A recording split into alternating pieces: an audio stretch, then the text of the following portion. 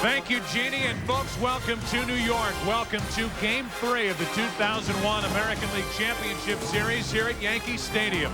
And now welcome to the broadcast booth. I'm Joe Buck, along with my partner, Tim McCarver. All right, I'll say it. When we last left you here at Yankee Stadium, the Yankees were down 2-0 to Oakland. I don't think either one of us thought that we would be back here this season. They've won 5 in a row, and statistically, their legend continues to grow. They have held a vice-like grip on baseball since 1996. How have they done it? Well, they've spread that dominance around. 14-2 in one-run games. They've done it with pitching.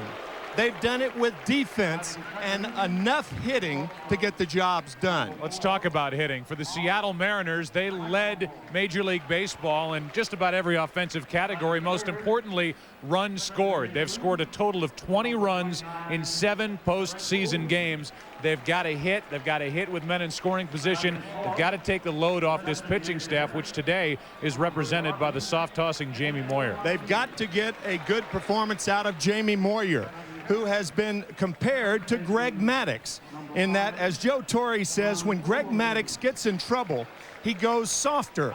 He throws more off-speed pitches. And the same with Jamie Moyer. The Yankees expect to see 40 to 50 change-ups tonight. But Joe Torre has inserted David Justice and Paul O'Neill, left-handed batters that he wouldn't normally start against left-handed pitching. Well, the 116 victories for the Seattle Mariners during the regular season, they don't mean a whole lot right now. The offense has got to get it going for the American League's Western Division champion Mariners. It's El Duque, it's Jamie Moyer. It's Game 3 of the American League Championship Series, next on Fox. We welcome you back to Yankee Stadium, just moments away from the start of Game 3. The New York Yankees, 3-time defending world champions, trying to go through their old friend Lou Piniella. Rematch of last year's American League Championship Series, which was won here at Yankee Stadium by the Yanks in Game 6. The big home run hit by David Justice against Arthur Rhodes sent the Yankees back to the World Series, where they defeated the New York Mets. Now the Yankees ready to take the field, and they will be playing behind Orlando Hernandez. It's been an odd year, Tim, for Orlando Hernandez.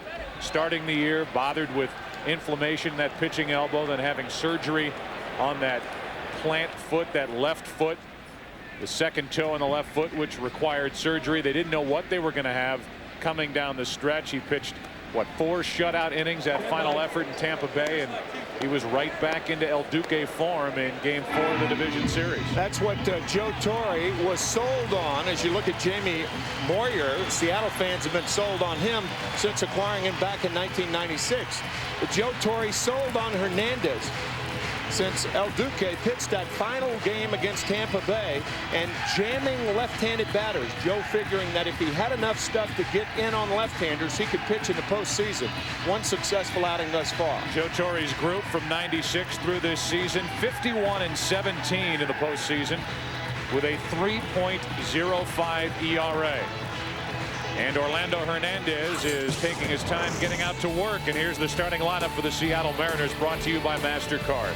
They lead it off with Ichiro. Lou Piniella had said he might move Suzuki down to the number 3 spot, but he stays with the way they played all season. Suzuki leading off. Then it's McLemore, Boone, Edgar Martinez, the DH, John Olerud at first, Stan Javier in left, Mike Cameron in center, Tom Lampkin, the catcher, getting another left-handed bat in the lineup against Hernandez, with David Bell playing third base and batting 9th. And Orlando Hernandez is still taking his time getting out to the mound. We'll tell you he was 4-7 during the regular season with an ERA of 4.85, and just about everybody knows by now 9-1 in his career in the postseason. And getting left-handers out is going to be the main chore for El Duque this afternoon. Tom Lampkin, a left-handed hitting catcher, is in there for Lou Piniella. He's a fly ball pitcher with a short porch in right field, only 314 down the line here at Yankee Stadium. Better late pop. That was what we were referring to when we talked about the left-handed batters. That late pop allows El Duque to get inside to the left-handers, and he's trying to recapture that Houdini touch that has led to a 9-1 postseason record. The defense behind Hernandez. No surprises, Joe Torre staying with both O'Neill and Justice. Justice is the DH. Knobloch, Bernie Williams, and O'Neill in the outfield left to right with Brocious, Jeter, Soriano, Tino Martinez, the former Mariner. Jorge Posada does the catching for Orlando Hernandez. And from time to time, Posada and Hernandez will bump heads, get into it during the course of the game. The two are close friends, but it's a unique relationship between Posada and Orlando El Duque Hernandez. And Hernandez taking his warm-up tosses, and I guess really that's not a huge surprise for a couple of hard-headed guys who like to get accomplished what these two have been able to do. Posada really was the catcher even when Girardi was here, and in the past couple of years these two have been together for all of these starts for the most part for Hernandez since defecting here and becoming a Yankee, as he has compiled this tremendous postseason career. There's a new rather artsy movie out called Bread and Tulips, and it's not always bread and tulips between a pitcher and a catcher. A lot of that goes on that a lot of people don't know about. Toe-to-toe confrontations down in the bowels of the stadium and stuff like that. And Hernandez and Posada, no different than most successful or unsuccessful pitcher-catcher relationships. Ichiro will lead it off for Seattle, and depending on how you want to look at his season, it is remarkable the way he has adjusted to baseball here in the U.S. and Canada. You look at his numbers of .350 average, 69 RBIs out of the leadoff spot, led the league with 56 stolen bases, hit .445 with runners in scoring position. He is the Mariners' best. He's the best of the best, and right now arguably the best player in the game. And he is unique too. Nobody hits like Ichiro. Nobody in this country, and for my money, nobody in Japan. The most unusual batting style I have ever seen for a guy who's as successful as he's been. Most hits in the majors since 1930, as he leads it off and takes high for ball one. Ichiro, then McLemore, then Brett Boone. So the Mariners keep Ichiro in the leadoff spot, and the 1-0 pitch from Hernandez. High and tight, 2-0. Nobody gets a jump out of the batter's box like Ichiro. Almost hits it on the run as he makes his way down to first. See him start to exit the batter's box on that swing. It's 2-1. Yeah, he does not complete his swing right here, and this is what Joe is talking about. In motion toward first while swinging. Now it's 2-2. Pitchers try to get Ichiro to hit the ball in the air, preferably to center field or to left field. He, on the other hand, 242 hits because he hits most of the balls on the ground.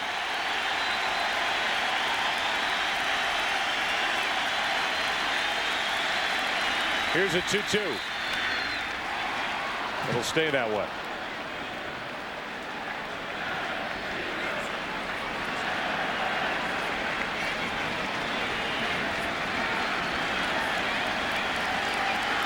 The Mariners only 4 runs on 10 hits in this series, down 2 games to none. 1 away.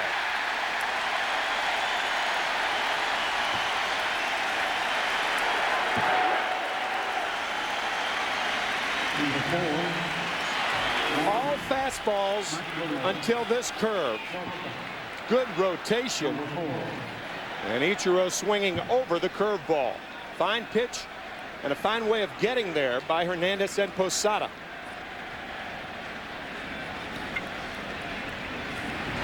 Another look at that swing as the backside of Ichiro starts to leave the batter's box and couldn't make contact with that breaking ball. So 1 out. McLemore behind on the count of 1-1.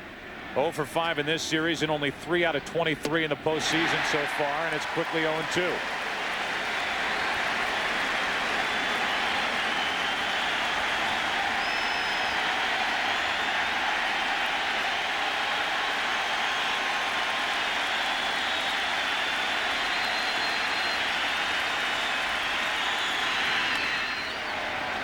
Still 0-2. If you look at the top of your screen, that's our Fox box. The situation on the bases on the far left. Bases are empty. The score, top of the first inning, 1 out, and a count of 0-2. Velocity of the pitch will pop up in that 0-2 position as we await the 0-2 pitch from Hernandez to McLemore. 1 ball, 2 strikes. Did it pop up? I didn't see it. Did it pop up? It has to reach the catcher. The catcher has to hold on to it for the velocity to register, I'm told. Tim. That's what Hernandez is trying to get McLemore to do. Pop up. 1 ball, 2 strikes.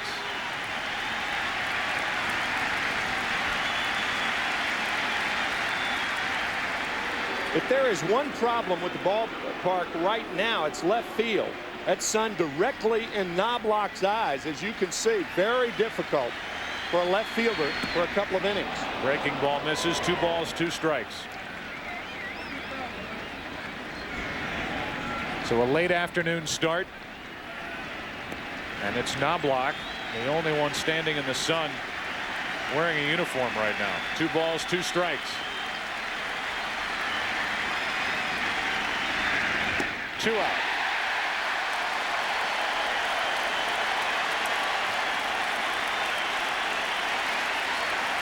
The one thing that the long layoff did for Orlando Hernandez, it gave him time to think about why left-handers are hitting him so hard. So he's experimented, and over the last month, he's thrown splitters. He threw that very, very good curveball to get Ichiro out. So there is a new Hernandez that the Mariners are facing tonight. Yeah, getting swinging strikes from left-handed hitters, including Ichiro, to start the afternoon. Now Brett Boone. A 1-0 pitch. A little floater. The top of the order goes quick and easy. Another strong start for Hernandez. This must be October. Bottom of the first, game 3. No score.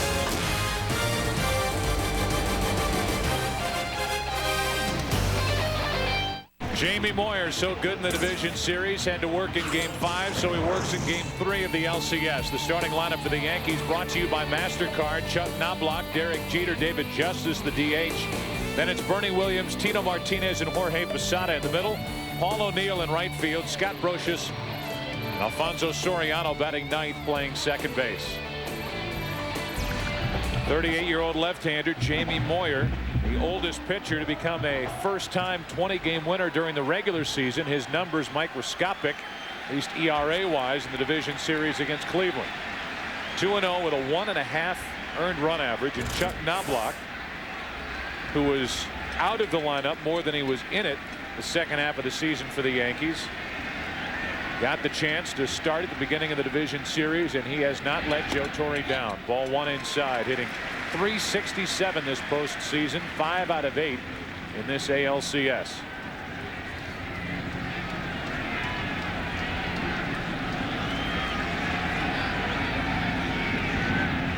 Breaking ball for strike 1. Derek Jeter, David Justice will follow for the Yankees.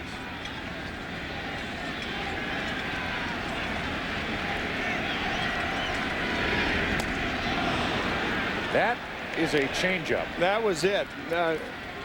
40 to 50 changeups a game. All fastballs appear much faster as a result. But Jamie must adjust to the left-handed hitters in the lineup. Left-handers batting more than right-handers this year against Moyer. 1 ball, 2 strikes on Knobloch. And Lampkin hangs on for the first out. 72 miles per hour from Jamie Moyer to get Knobloch with his swing. Instead of a radar gun, it's been suggested that perhaps a thermometer is better to gauge some of Moyer's pitches. This is Fahrenheit, 72 Fahrenheit. But you can see the reaction of Knobloch, and you'll see that a lot. This guy is a cagey pitcher, a guy who just flat out knows how to pitch. Speaking of Fahrenheit, as Jeter digs in, it's 70 degrees here in New York, which translated into Kelvin is, I don't know. Okay. With the bases empty, 1 out, Jeter who's 9 out of 25 in the postseason. Takes strike one. The humidity, how are your knees feeling today? Is that a pretty good gauge? Feeling fine. Good. So the humidity is low. Mr. and Mrs. Jeter can be found in that spot every October here at Yankee Stadium. Boone to his right. 2 out. Let's look at the defense for the Seattle Mariners. As a group, 83 errors, #1 in the American League in fielding percentage. Javier, Cameron, you see that play he made earlier in this series. Suzuki. Joe Torre telling us, well, I'll let you say that, Tim, a little bit later. With Bell, McLemore, Boone, and Olerud on the infield. Lampkin catching and Moyer on the mound. Go ahead. Joe Torre telling us before the game tonight that Ichiro is the best outfielder he's ever seen. And is that saying something? He played with a pretty good one in Aaron. Henry Aaron was a terrific right fielder. I've never seen anybody better than Roberto Clemente. Dwight Evans with the Red Sox. Terrific right fielder. But Torre says that Ichiro's the best in his view. 2 balls, no strikes on David Justice, who's playing in his 100th career postseason game. 56 RBIs during the previous 99. He's the DH in this game 3. That's low, 3-0. The DH position has been a disaster for the Yankees this season. Only a .218 combined average for designated hitters this year for Joe Torre. Moyer will try to keep this fastball away from Justice. Swinging on 3-0, and it's 3-1. That is rare when you see a manager give a 3-0 hit sign, left-handed hitter to a left-handed pitcher. But this left-handed pitcher, as Torre realizes, is much, much different. 2 out, nobody on. And I'm sure that Justice will get a 3-1 fastball right down the middle here. You do? No. Up and away for ball 4. Lou Piniella, longtime Yankee, the manager in the other dugout. We'll talk about his quote after game 2. Tells us what to expect out of Moyer today. The most important thing with Jamie is being prepared and knowing exactly what he wants to do with hitters in different situations, how he wants to pitch them. He's got a pretty good game plan put together. And unless he has to deviate somewhat, he sticks close to his game plan. But, you know, we got all the confidence in the world in him. The deviation this evening comes from the left-handers employed by Joe Torre. Bernie Williams, a switch hitter, takes a strike. So far in this championship series, only 1 out of 7, 200 average for the postseason.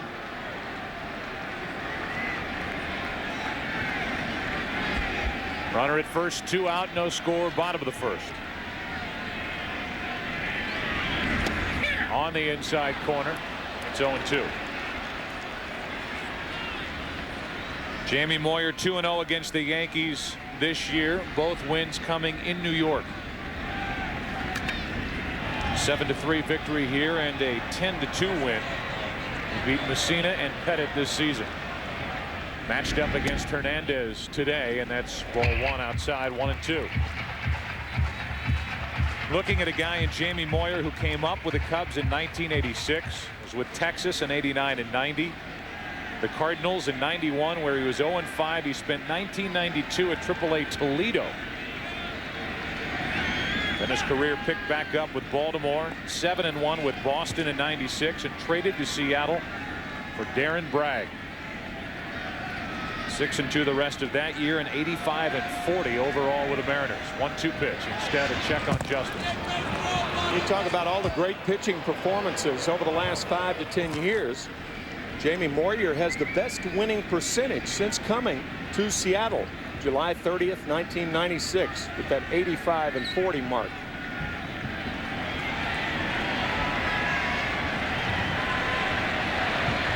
Now the 1-2 pitch. It's like they're swinging underwater. 1 ball, 2 strikes still as Bernie Williams just got a piece. Like an oar through Vaseline. It is. It is.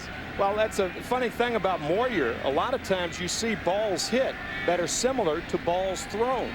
He throws them softly, and they hit them softly. He strips the right-hander from his power with his motion. 2-2.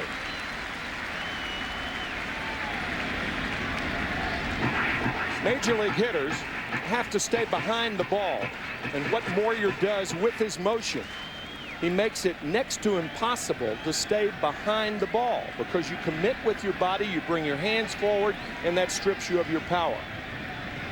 The 2-2 pitch. Now it's a full count, and Justice will get a head start at first.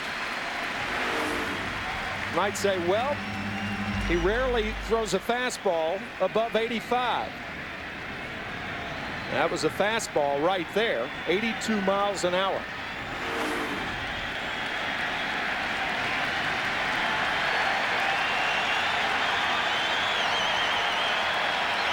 Three-two. Well hit into left center field. Back is Javier at the wall. Goodbye. 2-0 Yankees.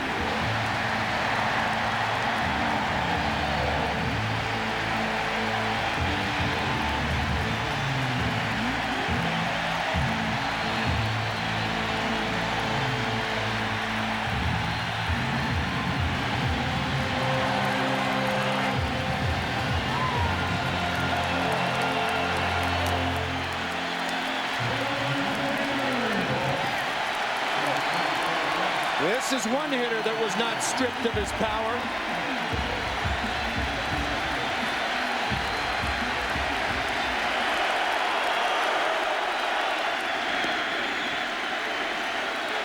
Strike one to Tino Martinez, and the crowd wants a curtain call.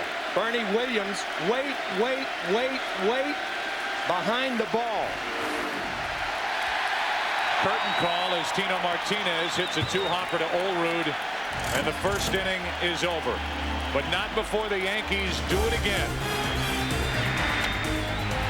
With that crack of the bat, 2-0 New York after one in Game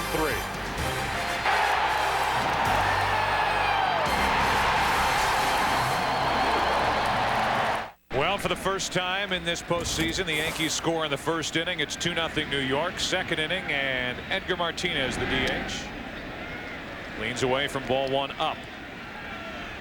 Well, for the Seattle Mariners, who are averaging less than 3 runs a game in this postseason, they're down 2-0 after one. Down 2 games to none in this ALCS. That's on the outside corner. 1 ball, 1 strike. The Yankees in the postseason since the run started in 1996, 37-5 when they score first, 4-0 in this postseason. Sounded like he broke his bat. The count 1-2. Martinez needs a new piece of lumber. That ball hit off the end of the bat. You think about that Bernie Williams swing as Martinez taps one foul right here off the end of the bat. That Bernie Williams swing, that timing, all hitters have different timing devices, but that left foot timing, usually when you tap your toes, you're tapping them to the music, and Bernie, obviously a classical guitarist and an excellent musician in his own right, struck the right chord with that 2-run homer. Here comes a 1-2 pitch to Edgar Martinez, leading off. Third strikeout for Hernandez, 1 away. Watch the left foot of Bernie Williams. Tap, tap, bang. Still got it down at least toward the end of the bat, but had enough to get it out over the 399 mark. The Yankees bench reacting. Nobody on that bench reacted like Don Zimmer. Yeah, baby. 1 out, nobody on. Here's Olerud. There's strike 1. Hitless in this series, and only 125 since the curtain came down on a 116-win regular season for Seattle. The Mariners were 5-1 here at Yankee Stadium during the regular season. In fact, last year and this year, The Mariners have won 8 of 10 games played here at Yankee Stadium during the regular season. But in '95 and 2000, a couple of postseason trips for Seattle here to New York, they've lost 4 of 5. And they trail here 2-0. Boy, just nothing but strikes from Hernandez so far. 1 and 2 as Hernandez looks for his 4th strikeout.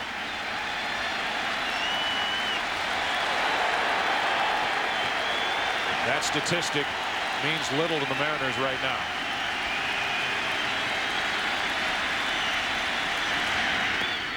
Two and 2.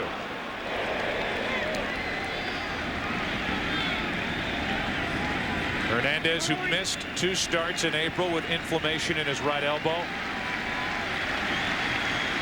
went on the disabled list toward the end of May. 3 balls, 2 strikes. Surgery on his left foot June 15th and didn't come back until August 21st. And when he came back, he allowed 4 home runs at Texas that night. Then he left his last start at the end of September with tightness in his right elbow. Pitched in relief. Final game of the year at Tampa Bay, 4 shutout innings, and was terrific as usual in Game 4 of the division series out in Oakland. A 1-out walk. Well, tonight at 7:30 Eastern, 4:30 Pacific on Fox, it's Game 4 of the National League Championship Series as the Diamondbacks try to go up 3 games to 1 while the Braves try to even the series. The road to the World Series continues tonight, 7:30 Eastern, 4:30 Pacific on Fox. A matchup of Albie Lopez and Greg Maddux.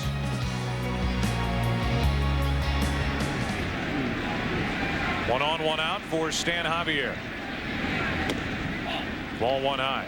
Stan with only 4 home runs during the regular season, but a big 2-run shot off Mike Mussina. Not enough for the Mariners in Game 2 out at Safeco Field.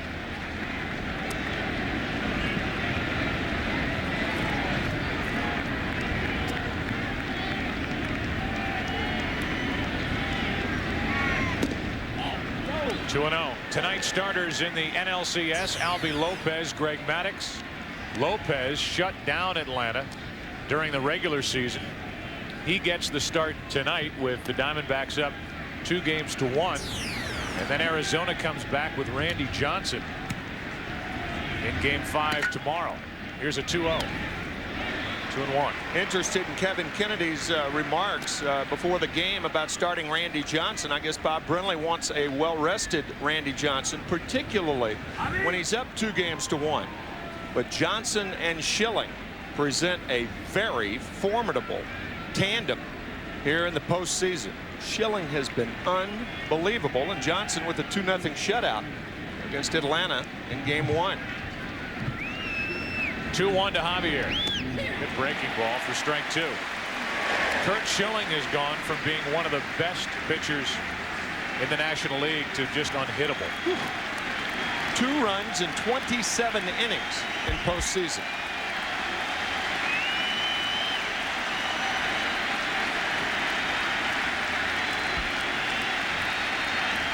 Two pitch. Full count. Even though the Mariners are trailing by 2, Olerud's not a fast runner. I think you send him right here. We'll see what Lou Piniella does.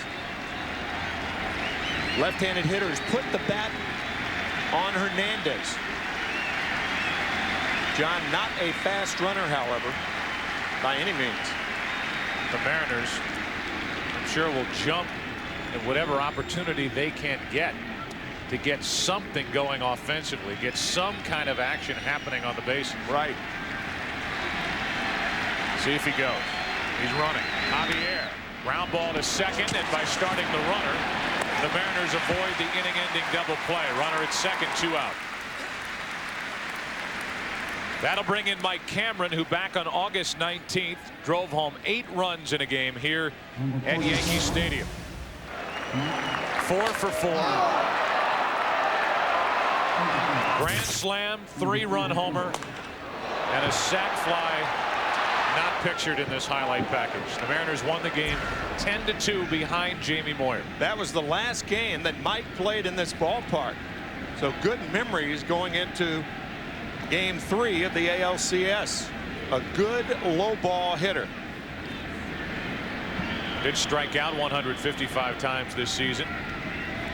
Trying to put Seattle on the board. They're down 2-0 in the second. Ball one. Not many people pay much attention to Mike Cameron, but you look at his numbers: 25 home runs, 110 RBIs, and 34 stolen bases during the regular season. This Mariner team, who led the American League in steals. 1-1. Mike also gives the Mariners something on the other side of the ball. A fleet center fielder can go from left to right center in a heartbeat.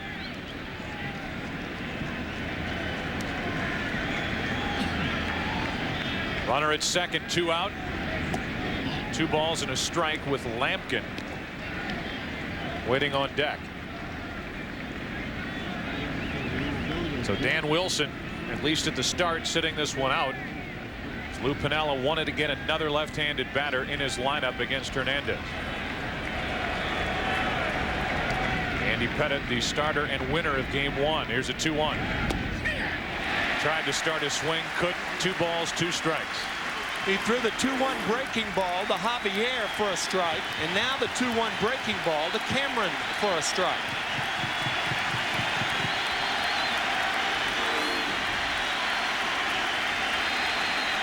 Place to strike Cameron out. The letters. His long ball comes at the knees.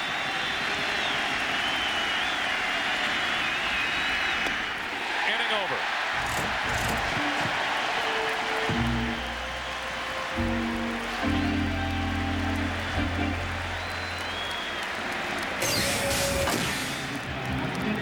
Back to Yankee Stadium. President Clinton is here. Up in George Steinbrenner's luxury suite, watching as Jorge Posada, Paul O'Neill, and Scott Brocious will bat. But it gets on Alfonso Soriano. 2-0 New York. Ball one.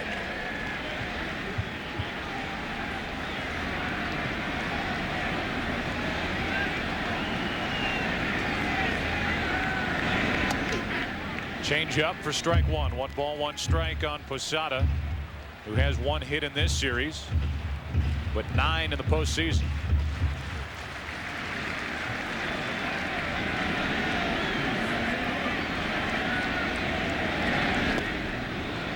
Back-to-back change-ups, 1 and 2.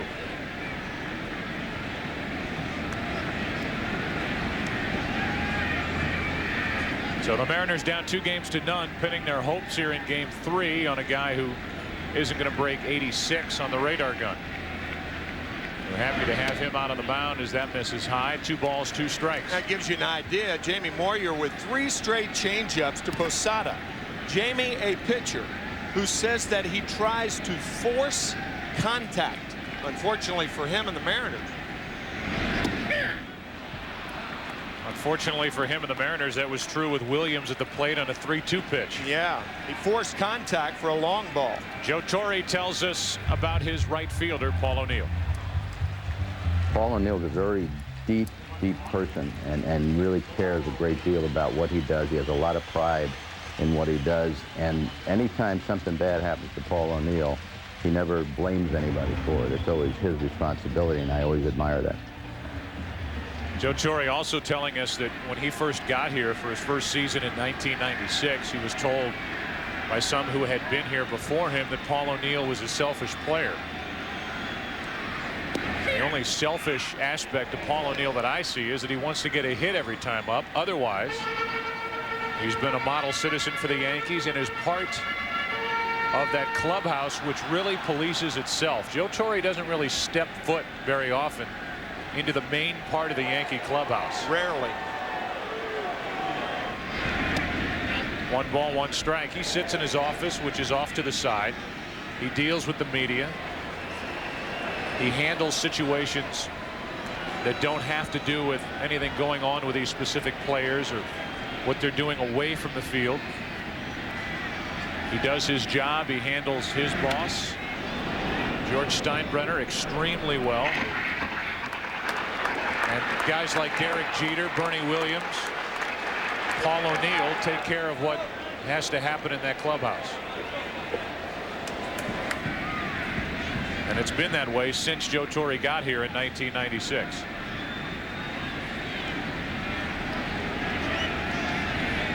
One ball, 2 strikes on O'Neill.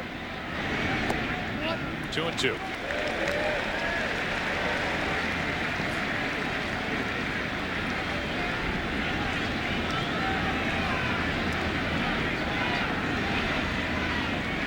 Chuck Knobloch has certainly had an interesting ride through his Yankee career. In fact, earlier this season, at the end of June, along with the rest of the baseball world, thought he was going to end up in Seattle. Right. A trade that never happened. The Yankees fearing that Knobloch might come back to haunt him in the postseason, and pretty good idea, as Knobloch has been terrific for the Yankees this postseason. The Mariners could use somebody like Knobloch, as left field has been at times a problem for Seattle. Brocious, a 2-run double in Game 2, had 1 hit in his first 20 playoff at bats this season. Paul O'Neill with that stretch fracture in his left foot. It's the 2-run home run in Game 1. And Chuck Knobloch, a .556 average. Didn't surprise many who know Joe Torre that a guy like Chuck Knobloch was in his lineup from day 1 of the division series. 2 out.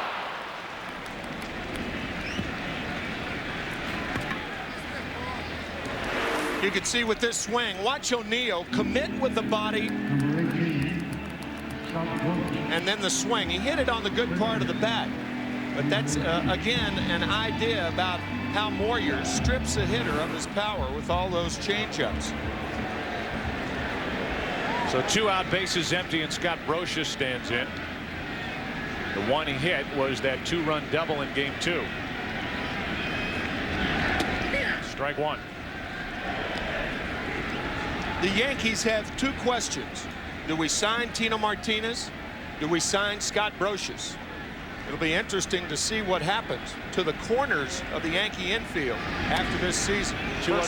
First things first. Excuse me, Joe. Yeah, 2 other questions they could ask. First, is Nick Johnson ready? And I don't think anything leads you to believe that he can step in and do what Tino Martinez has done. No way. No way from my view. Not yet, anyway. And who do they have to replace Brocious at third base? Drew Henson has been talked about, the ex-quarterback. Scott Brocious and Tino Martinez both give the Yankees too much. A 1-2-3 inning for Moyer. 3rd inning now. 2-0 New York. Orlando Hernandez is back to the hill. Lampkin, Bell, and Ichiro will bat for Seattle. Tom Lampkin so far 0 for 2 in this his first postseason. During the regular season at .225 with 5 home runs. Dan Wilson, the primary catcher for Seattle. Ball 1 high. The only run so far, a 2-out walk to David Justice in the first inning, followed by Bernie Williams, 2-run home run. 2-0.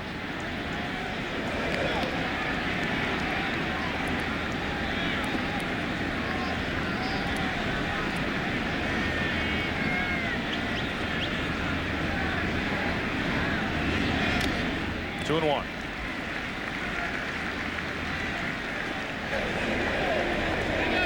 Orlando Hernandez 9-1 in his career in the postseason. His only postseason loss came last year in the World Series to the Mets. Lost Game 3. First pitcher in Major League Baseball history to win his first 8 postseason decisions. That just missed. 3-1. In 1998, the Yankees beat the Texas Rangers 3 in a row. And Hernandez did not start, but he thought he should start Game 1 of the LCS against. That's hooked foul.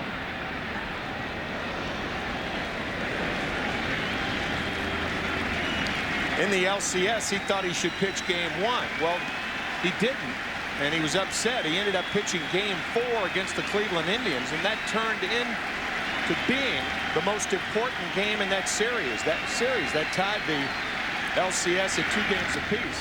Big breaking ball, 1 out. Strikeout number 5 for Hernandez.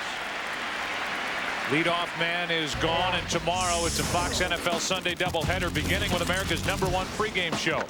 As JB, Terry, Howie, and Chris get you ready for kickoff. Then Kurt Warner and the Rams take on Curtis Martin and the Jets.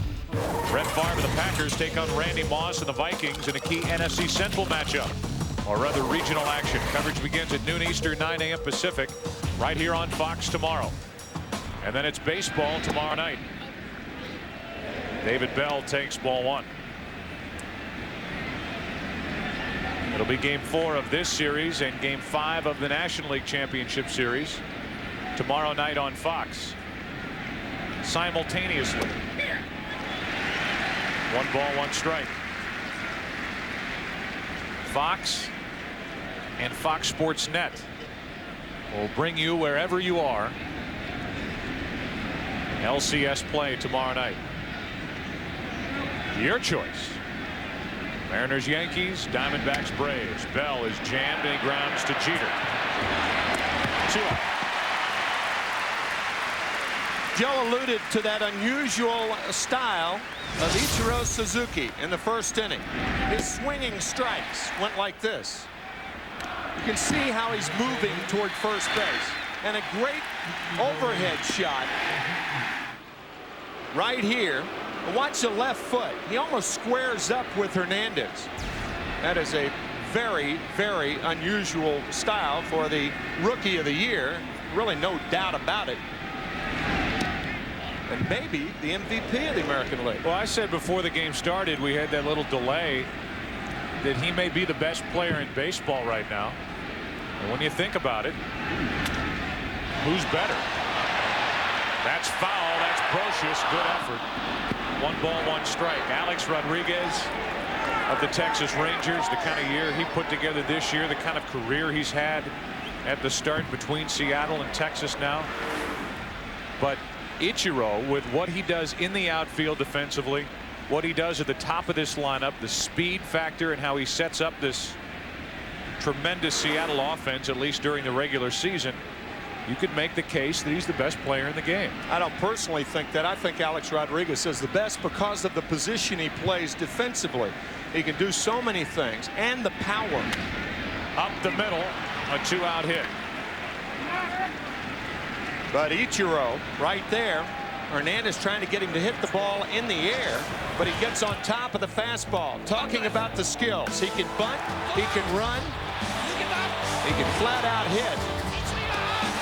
And as Joe Torre says, he's the best outfielder he's ever seen.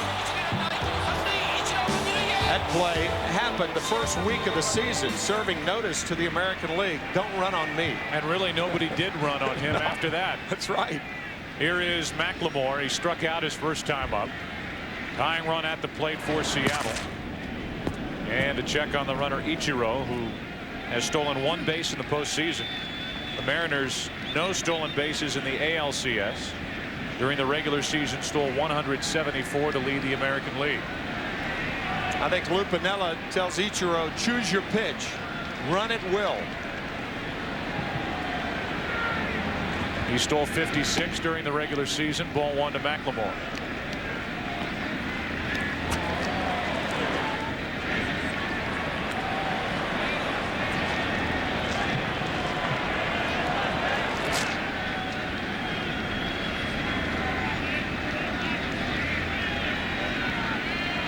First hit allowed by Hernandez. Ichiro at first with 2 out.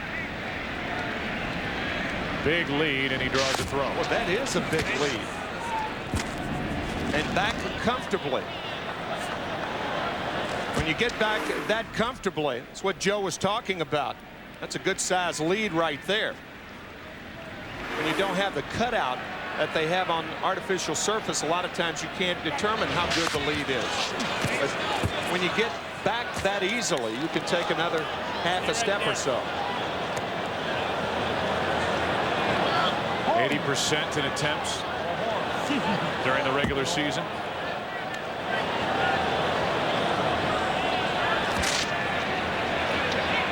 Lights are on here at Yankee Stadium. The shadows have covered the entire playing field.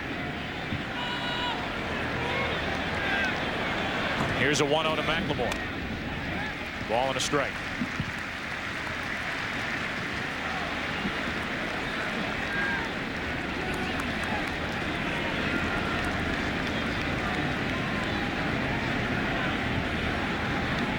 Brett Boone waits on deck.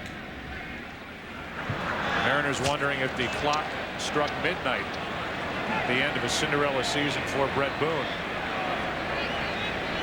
who has done zip in the postseason. Runner at first, 2 out, runner going. McLemore fouls it. Ichiro will come back to first. The running game is always a guessing game, but with 2 outs, you try to run as early in the count as you can, and that way you don't put the hitter and your teammate in the hole by running on an even count.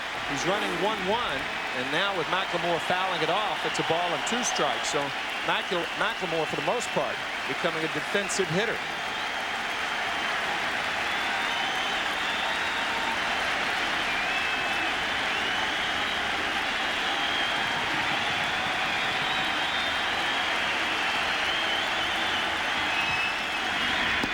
Two and two.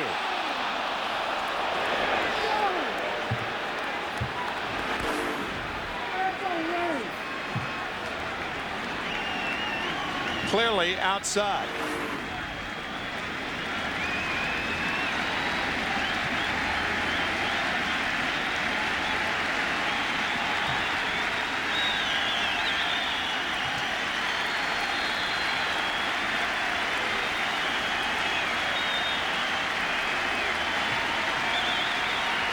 Ichiro running.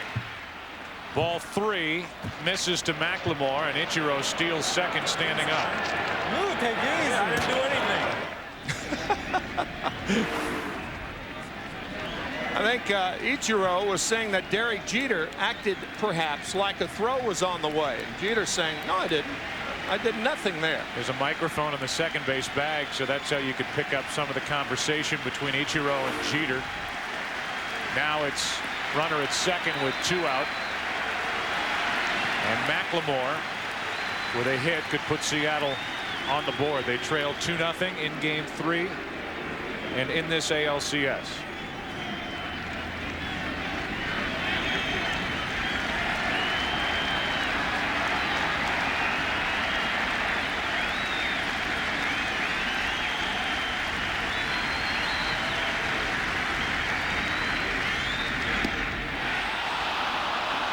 Now it's 2 on with 2 out for Brett Boone, and the Mariners and their fans hoping that this will be the at-bat Brett Boone busts out of this postseason slump.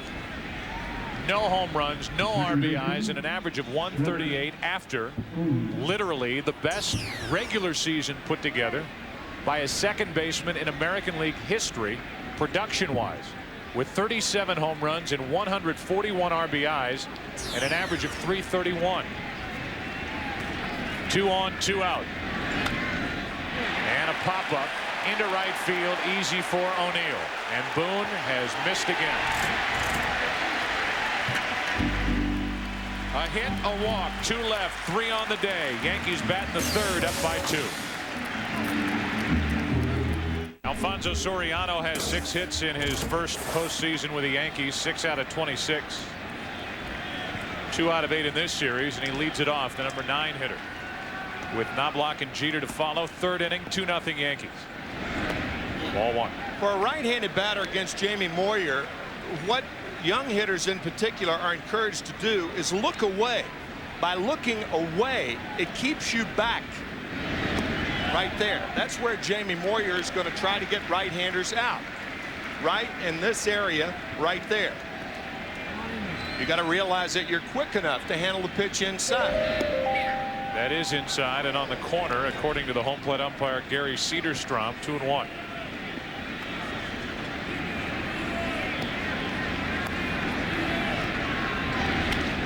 Soriano hits one to deep left field. Javier at the wall, a leap and a catch. Stan Javier took a home run away. 1 out here in the 3rd inning. Clearly taking it away from Soriano. The leap and the grab. What a play by Javier.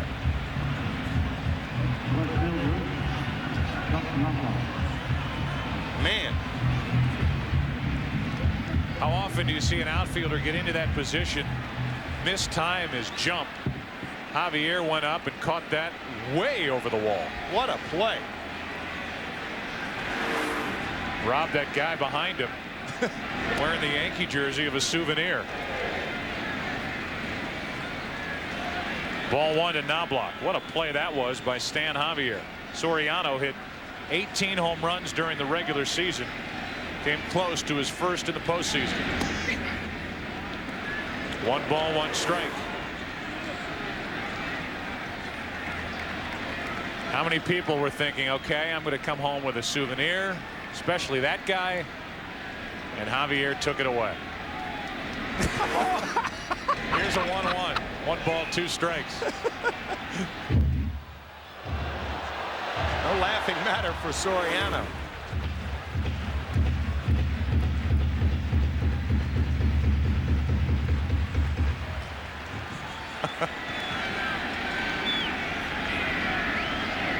The reaction by Derek Jeter, about the same as the guy behind the wall. 1 ball, 2 strikes, 1 out, nobody on. Knobloch struck out his first time, and time is granted.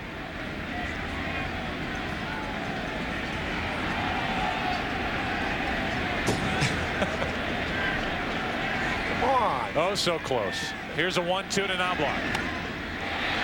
Down the left field line and foul.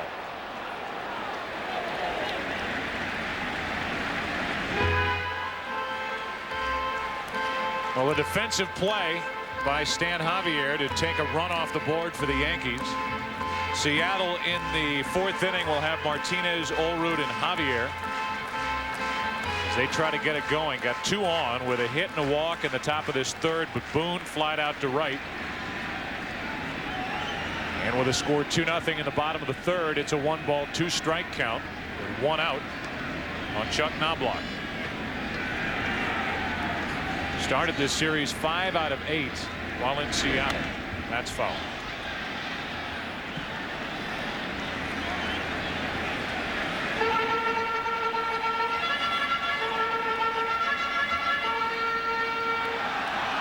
Knobloch, another name on the list of possible future ex-Yankees. Mentioned earlier, he nearly became an ex-Yankee back in June.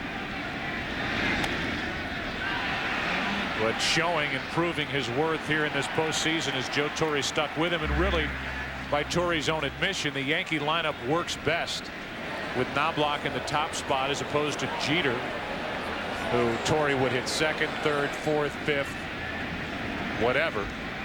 At the top of their lineup, much better with a 1-2 punch of Knobloch and Jeter. And Knobloch's had a very good at bat here against Jamie Moyer. You can see the regular season, particularly the on-base percentage, not what Chuck has put up there in the past, but several things the Yankees have to think about. Brian Cashman, the GM, Joe Torre, George Steinbrenner. How can we replace him? Who do we replace him with? Anybody in our farm system? I don't think. As you see Knobloch, the bottom hand coming out off the bat, a lot of times that can cause a tendon damage on the bottom hand.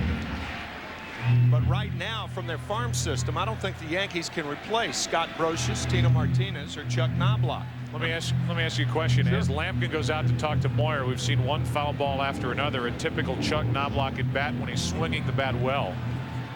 Does the catcher go out in this situation just to break up what Knobloch is doing, like a guy standing at a free throw line trying to break his concentration, trying to break the rhythm that he has working at the plate as he's taking these 80-mile-an-hour pitches and just flipping them into the seats? I think it would be something.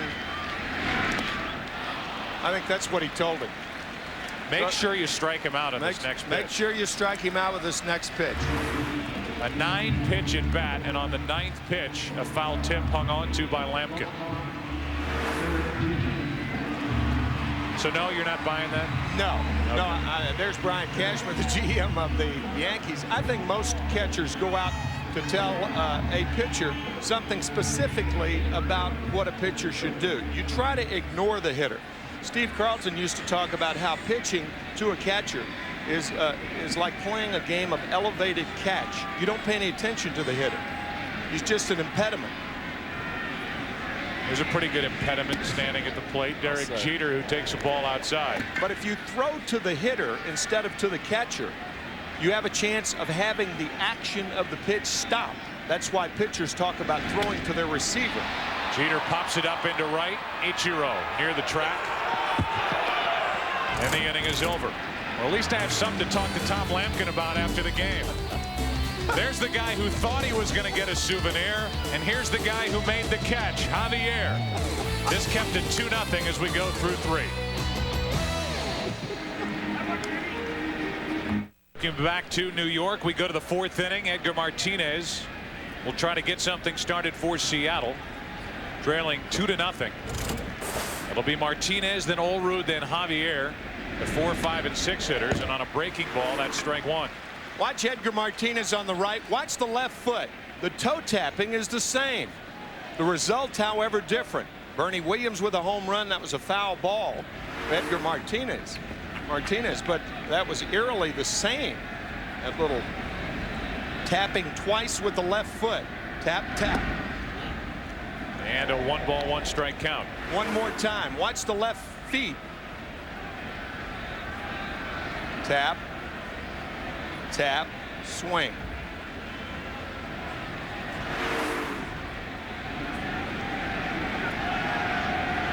On 1-1, Martinez comes up empty, strike 2. Sounds like we're analyzing Ben Vereen. Yeah, right. Brush, brush down. Brush, Tap. brush down. You can see out in front of that breaking ball.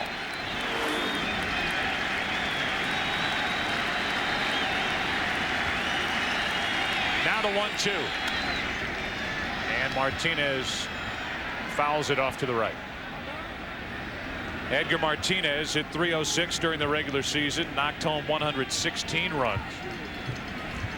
After a phenomenal year last year in the RBI department. One of the best designated hitters ever last year. Drove home 145 runs. Another 1-2 pitch. 2-2.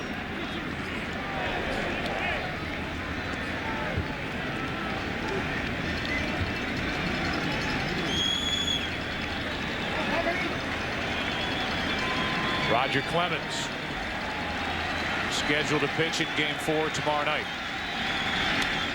Martinez lifts it into left field. Knobloch back to get it, 1 out.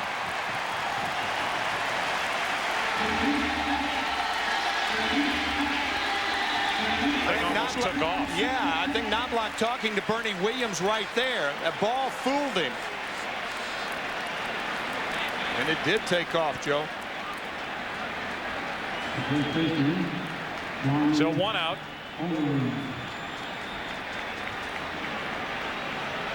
That glove looks more like a cesta than it does a glove. Highlight anybody? With 1 out, here's Olrud. And there's strike 1. John Olrud not hitting in this postseason, but that's for the most part true throughout this lineup. The exception being Ichiro, who has the only hit of the day for Seattle. 0-2 on Olrud. El Duque.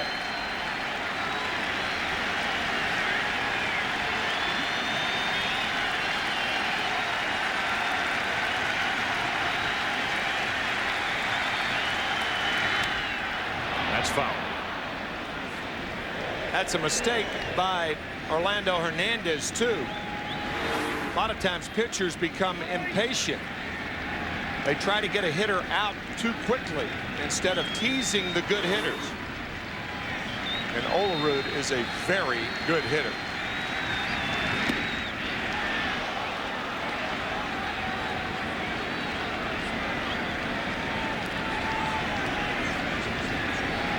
Javier waits to hit next. 1 out, base is empty. A ball and 2 strikes on Olerud.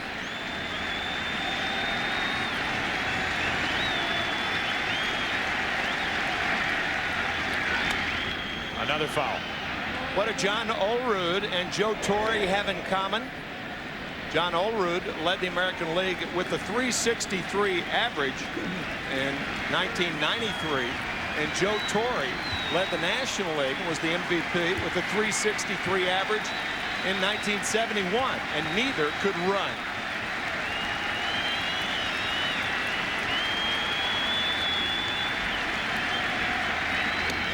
Two out. Strikeout number 6. Paging Mr. Wayne. Paging Mr. Wayne. Tomorrow on America's favorite pregame show with JB, Terry, Howie, and Chris, Troy Aikman sits down with quarterback Kurt Warner of the Rams, and Pam Oliver takes a look at the dominating Packers defense. Plus, Jimmy and Jillian get ready for a full day of action with the undisputed champion Fox NFL Sunday pregame show tomorrow at noon Eastern, 9 a.m. Pacific, only on Fox.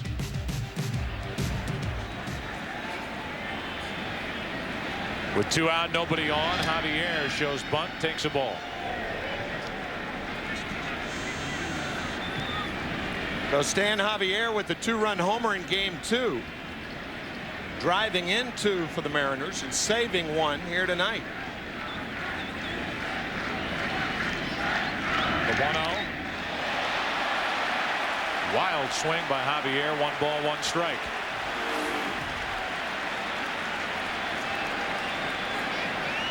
And this one catching Posada right below the protector. Jorge appears to be all right. This is the best Orlando Hernandez has thrown all year. This game right here, the best 4 innings he has put together this year.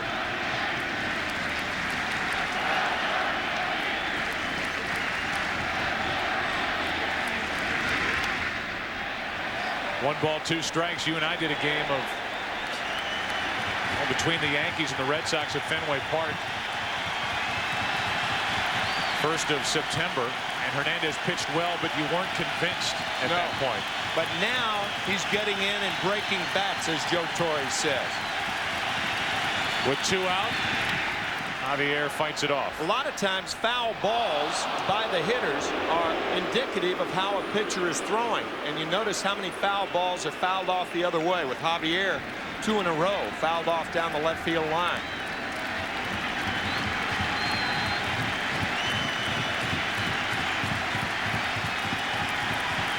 Former Cuban national team standout ready for his 1-2 pitch to Javier.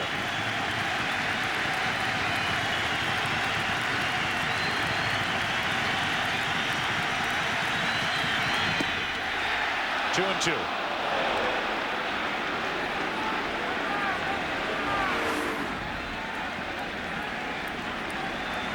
Hernandez moving the ball around both left-handed hitters and right-handed hitters. Good split finger, good curve ball. He's got everything working right now.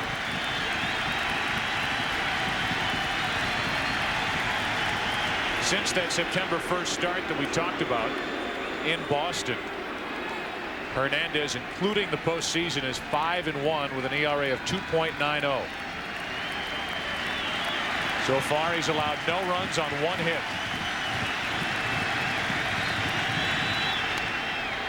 And it stays 2-2.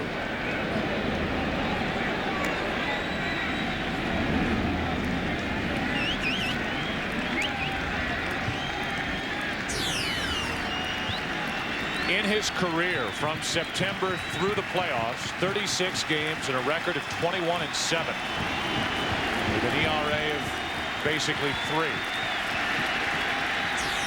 9 9-1 in the postseason, leading here this afternoon. 2-2 pitch. Reaching for it. Flare into left. Knobloch. Inning over. A hit and 2 walks. That's the offensive attack for Seattle today. Bottom of the 4th. 2-0 Yankees.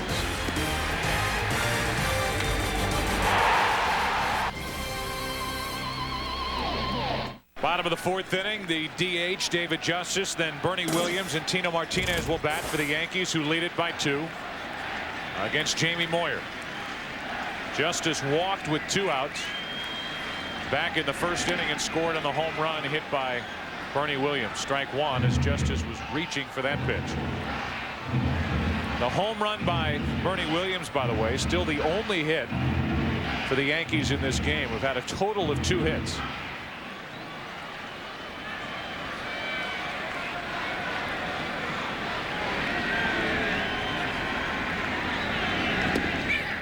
Oh, 2.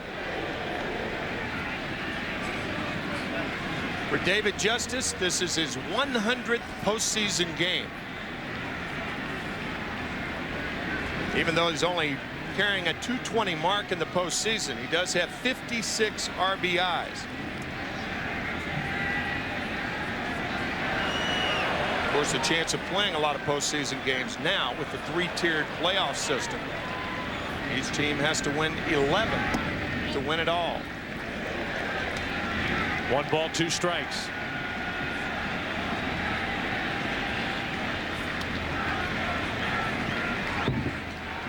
There are the numbers in the postseason career for David Justice, set up here and out of the way of ball 2.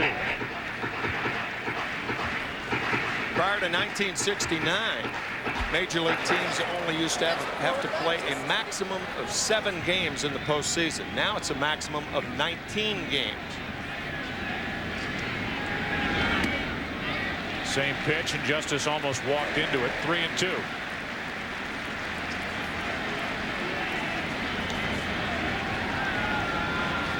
Moyer walked Justice on a 3-1 fastball up and out of the strike zone. See what he gives Justice here. To the right side, and Olerud on 2 hops, 1 away.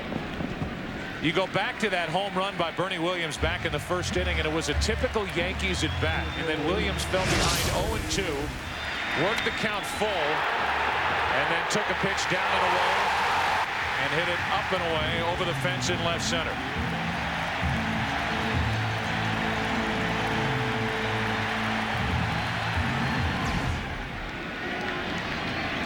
The only hit for the Yankees, and the 7th home run in the career of Bernie Williams against Jamie Moyer. So a .448 career average for a switch hitter who could choose to bat, obviously either left-handed or right-handed against Moyer. Joe Torre sticking with left-handers in his lineup against Moyer because of the action of Jamie's pitches. Yet it's Williams batting right-handed, who has hit over .440 in his career against this 38-year-old southpaw. I think Jamie Moyer could be compared perhaps over the last 2 decades with John Tudor, St. Louis Cardinal fame. Tudor, a similar pitcher to Moyer, had a better breaking ball, threw a little harder perhaps. But that's an interesting point. If you're a switch hitter, why not opt to bat left-handed against the left-handed pitcher? I remember a lot of switch hitters used to do that against John Tudor. 3 balls, no strikes. All-time postseason Major League Baseball, Bernie Williams on the list. And again on that list, some of the game's greatest players ever because of the extra opportunities with extra games. 3 balls and a strike.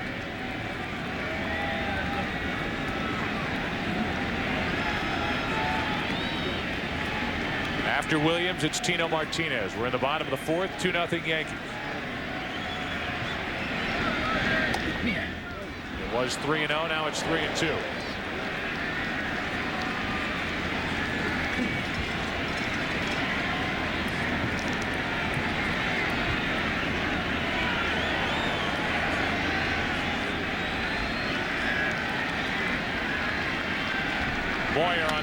1-2. Williams goes the opposite way. Down into that corner. Ichiro, a leap for the catch. 2 out.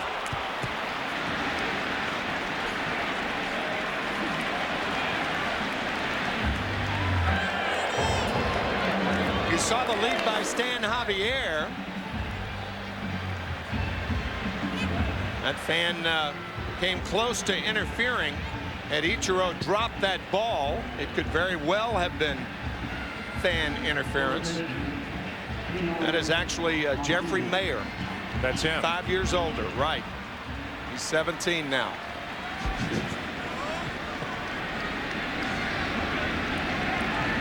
Jeffrey a little better in his youth than evidently. And better reach. Yeah. Here's Tino Martinez. 2 out, nobody on, no balls, 1 strike.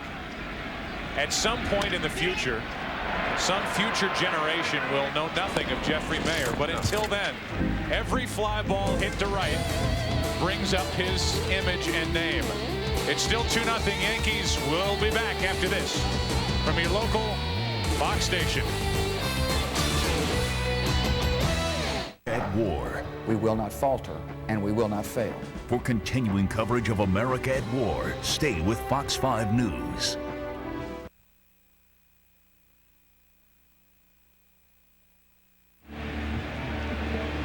There's Bobby Valentine here at Yankee Stadium. He was down in the dugout at Yankee Stadium last October in the Subway Series, won by the Yankees 4-1. Just announced another shakeup in his coaching staff leading toward next season. What a tremendous finishing kick the New York Mets had to this 2001 season, and they ended the year with a record of 82-80, 6 games out as they fell flat in the final week of the season, but at least pushed Atlanta for really 2.5 of the final 3 weeks. They really did. Deserve a lot of credit. No balls, 2 strikes. Cameron stays up there.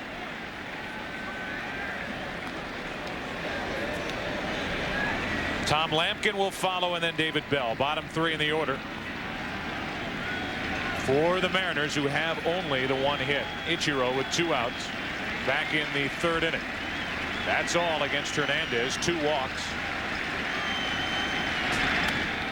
And it's still 0-2.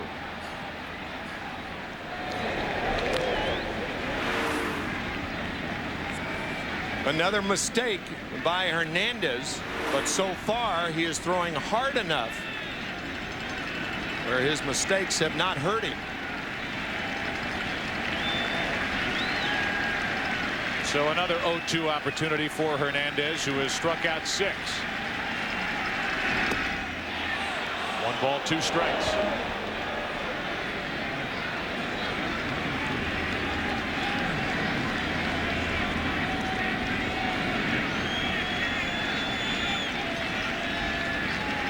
Cameron struck out his first time.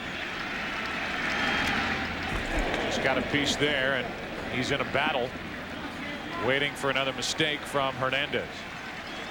Say it again, 70 degrees at the start of the game. Beautiful night here in New York. Wind blowing from left to right. Another 1-2 pitch to Cameron. 2-2. You're talking about a guy in Orlando, Hernandez, who is 9-1 in his career in the postseason here. But we mentioned what he did with the Cuban national team, 129-47. He had a career's worth of big games down in Cuba prior to defection. As Cameron pops it into left center field, and Bernie Williams to his right takes it in. 1 out. Showed Bobby Valentine. He thought that last swing of the bat and the fly ball to center off the bat of Piazza might get out. Williams, who just made this last catch to retire Cameron, made that catch in left center field to end the World Series 4-1. The Yankees winning their 3rd consecutive World Championship. Luis Sojo, the hero, one of the heroes in that game, driving in 2 runs in the 9th inning off Al Leiter. Single through the middle. Breaking ball for a strike, and the shame of it is, and it's just the way this business is. That start by Al Leiter was tremendous. Lights out. He gave everything he had, and it was that last pitch that he threw. It ended up back up the middle into center field. The 2 runs scored, and the Yankees on that hit by Soho are on their way to their 26th World Championship. 1 ball, 1 strike, 1 out, nobody on. Lampkin struck out his first time. 2-1.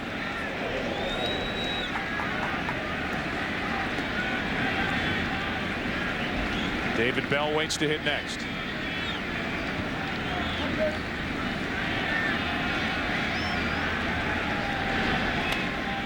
Two and two.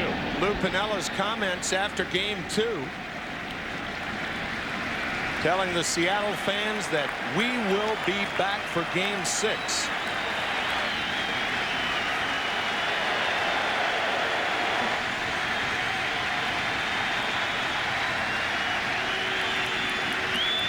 Two-two pitch.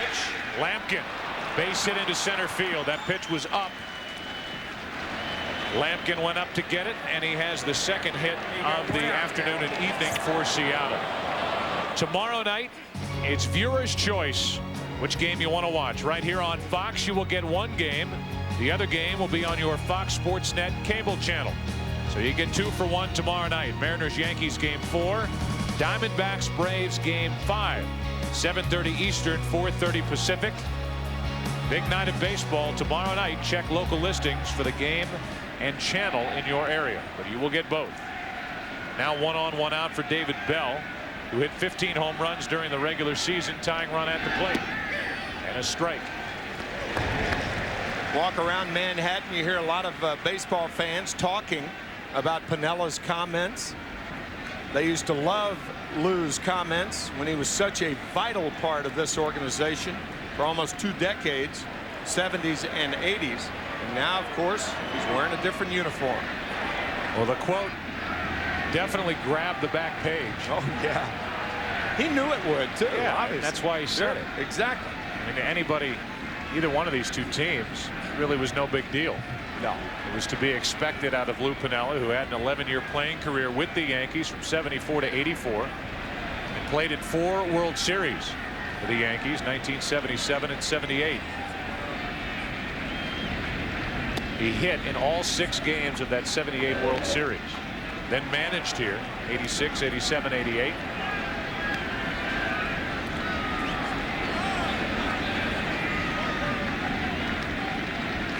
Lou is the same as a manager as he was as a player. Fiery. He hasn't changed one bit. Although the 116 victories during the regular season calmed him a bit, at least in this 2001 season for Seattle. 15th season as manager, 9th with Seattle. 1 World Championship as a manager, 1990 with Cincinnati.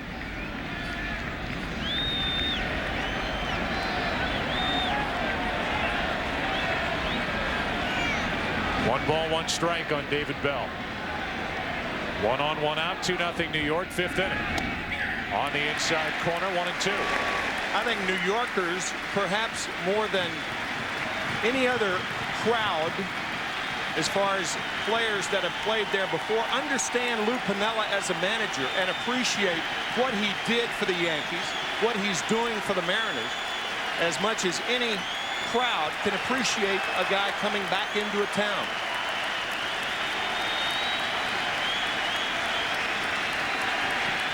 Here's a 1-2. Hernandez drops down, shattered bat. Out at second, and no throw to first.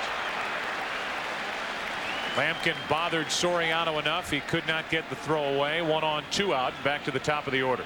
Again, Joe Torre's comments.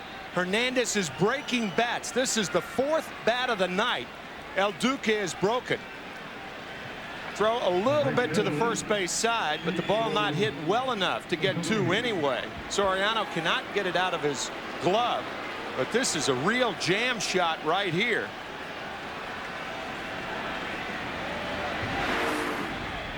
And now it's a runner at first, 2 out with Ichiro at the plate, who hit 8 home runs during the regular season.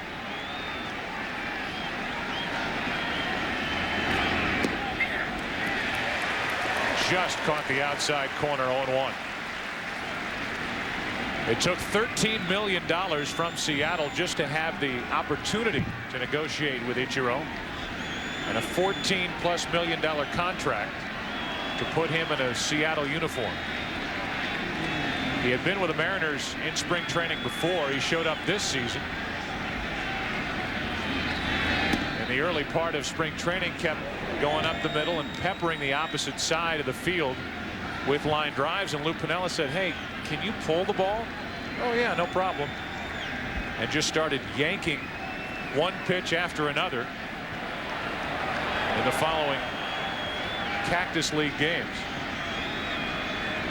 Like the yank one here, the tying run at the plate, the pitch up and in, 2 balls and a strike.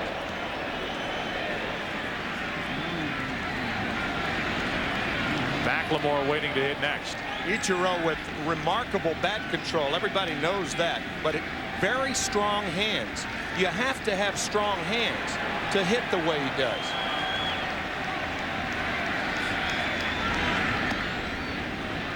You can see from that swing there, body going forward, hands going forward. When you hit like that, you get no help from your body.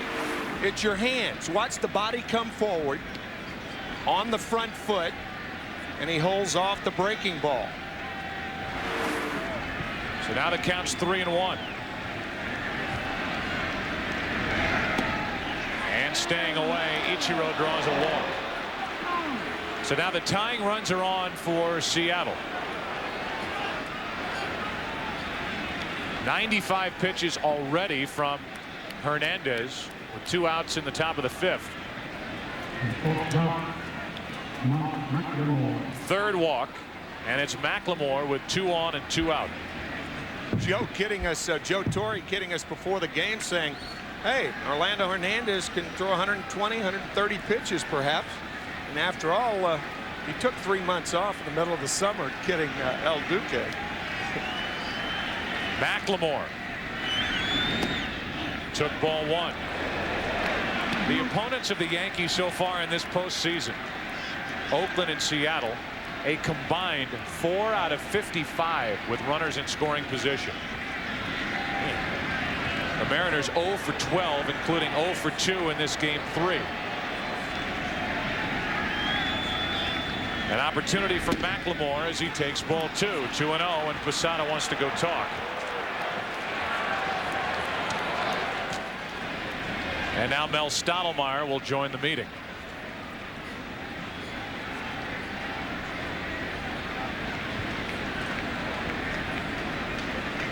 So Stottlemyre out to talk to Hernandez, who earlier this year, August 16th,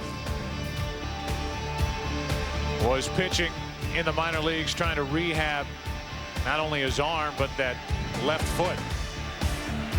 Wearing the number 26.5, which, believe it or not, made its way into an auction somewhere. Yeah.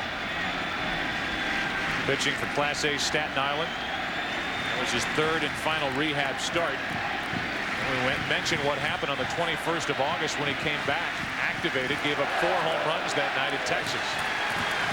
He's in his biggest jam of the night right now with 2 on, 2 out, 2 balls, no strikes on McLemore. Hernandez, I think, is shaking off location.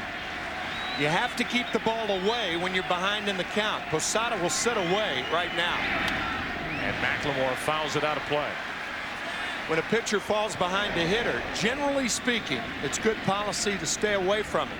The time to come inside is with 2 strikes or when you're ahead of the hitter. Reason for that is hitters look inside, particularly in this ballpark. Again, only 314 down the right field line. McLemore 57 RBIs during the regular season, 3 in the postseason. None in this series, and he takes ball 3 with Brett Boone on deck.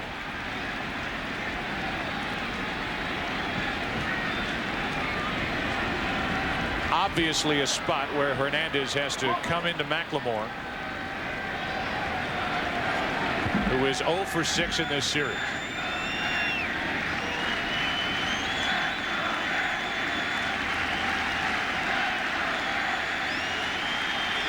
And now Hernandez and Posada can't get together on what to throw.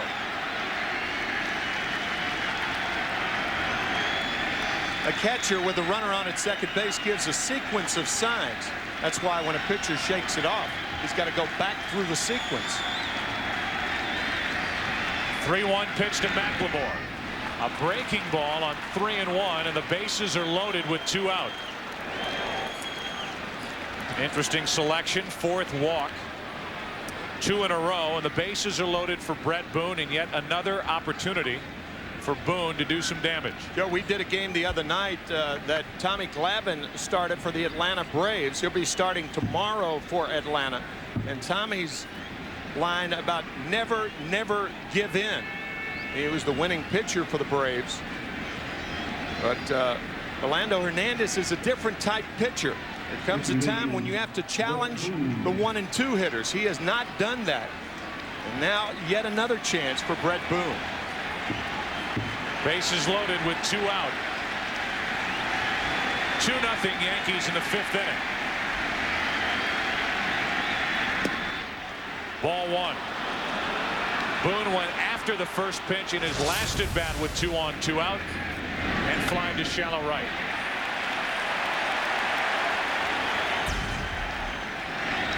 Four out of 30 in the postseason with no RBIs. And they count 2-0. 102 pitches on the night for Hernandez. It's uh-oh time right now with Edgar Martinez on deck. He has got to throw a strike. Boone with 37 home runs on the year. Good power the other way, too. Here's a 2-0. 2-1. I think Boone thought that ball was outside and tailed back over the plate. But again, staying away when he's behind in the count. Possibly a hit away from tying it. Boone, shallow left field. Knobloch coming on. What a catch. Now he dropped it. 2 runs will score. Got there, rolled over, the ball popped out. Boone breaks through, and it's a 2-2 game. What is Mark McLemore stopping for? He got about 2/3 of the way between second and third and stopped inexplicably. Knobloch, a nice try, but upon contact of the ground, he drops the ball. I thought the ground couldn't create a fumble. It does here. Looked like Knobloch turning over on that left wrist in the process. The Mariners tied it, but McLemore stopping 2/3 of the way to third base. I do not understand that with 2 outs. So Knobloch got there, could not hang on, could not trap it against his body. 2-run score. It's a 2-2 game, and now Edgar Martinez looks at ball 1 inside. 2 outs, 2-run score easily. It's the runner on at first that stopped, and that was Mark McLemore.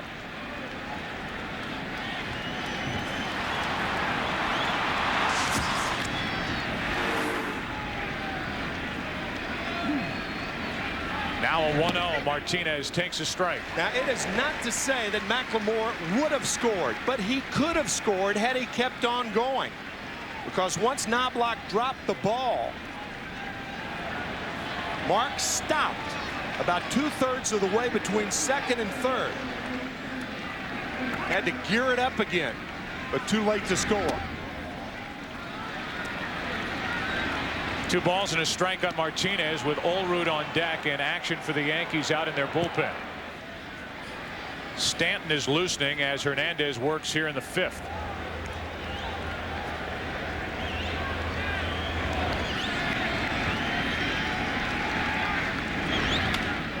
Two and 2. Think about it. El Duque does not challenge Ichiro with a runner on at first and 2 outs. Runners on at first and second. He doesn't challenge McLemore, the 3-1 breaking ball. He's forced to challenge Brett Boone. Boone didn't hit it hard, but he found a hole, and the Mariners have tied it.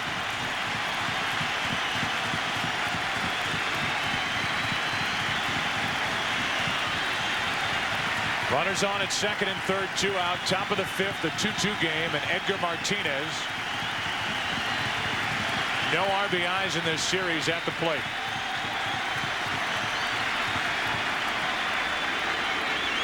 Five in the postseason for the DH and 116 during the regular season.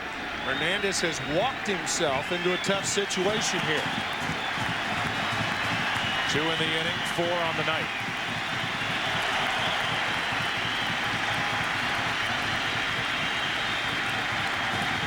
The 2-2. Inning over. Along top of the fifth. And for Brett Boone, who drove in 141 runs during the regular season, he put Seattle on the board with a 2-out hit. It's a 2-2 game. Championship Series on Fox, presented by MasterCard, is brought to you by Toyota. Get the feeling. By Taco Bell's new chicken quesadilla. And by Sprint PCS, the clear alternative to cellular. Well, it's a 2-2 score now, halfway through game number 3. Yankees up 2-0. Jamie Moyer back to the hill. He's still allowed only 1 hit. A 2-run homer by Bernie Williams back in the first inning after a 2-out walk to Justice. The Mariners got a 1-out hit by Lampkin. Back-to-back walks with 2 out. And then a hit by Boone, who makes this play to his right. 1 out. And what a play by Brett Boone,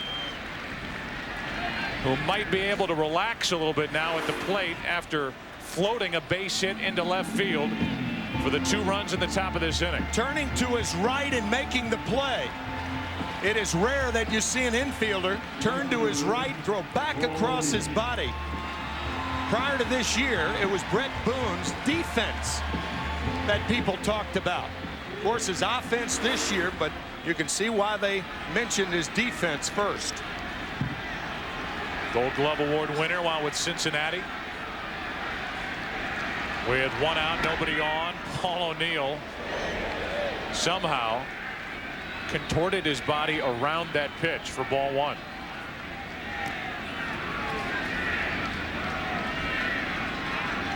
O'Neill lined out to second, his first time up. So here's Jamie Moyer, who beat the Yankees twice here during the regular season. Is 9-8 against the Yankees in his career. Pitching a 1-hitter through 4 1/3 innings. Mark McLemore inexplicably not running with 2 outs. You can watch McLemore round second base. It looks like he may peek up to see where Ichiro was right there, but he stops, and then he stopped again 2/3 of the way between second and third. Now, it appeared that Mark didn't know how many outs there were. But if that were the case, you might as well keep on going. If you think it's only 1 out, then everybody, they can throw to any base. Another thing, perhaps he was looking up at Ichiro to see if he was running. But if you're the runner at first base as the trail runner and there are 2 outs, the minute the ball's in play, you're going to score if you're on second base. So Suzuki, there's no way that he doesn't score. So any way you look at it, it was a base running blunder by Mark McLemore. Here's a 3-1 to O'Neill. Reaching for it. Olerud, a nice play to his right. 2 out. 2 up, 2 down. We've seen good plays by Boone and Olerud. Right now, Jeannie Zelasco with a game break. And another good play for you. Pitching and defense wins championships. Greg Maddux can give you both. A change in the rotation for the Braves puts Maddux on the mound for Game 4 of the NLCS, trying to even up the series at 2 apiece.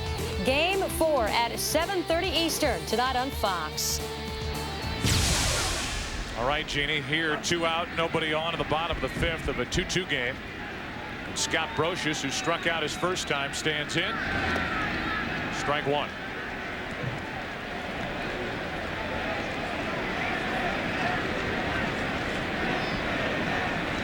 In fact, when that play ended, McLemore was actually sliding into third base. Right, because he had realized that he had stopped, and now he had to scramble to get to third base. Whereas normally with Mark's speed, on a ball like that, you're running all the way. The ball had a lot of hang time. And once it pops out of Knobloch's glove, there is perhaps a chance that if you're the runner on at first with that kind of speed, you score on that ball. Here's an 0-2. Brosius leans back from a pretty good pitch. 1 ball, 2 strikes.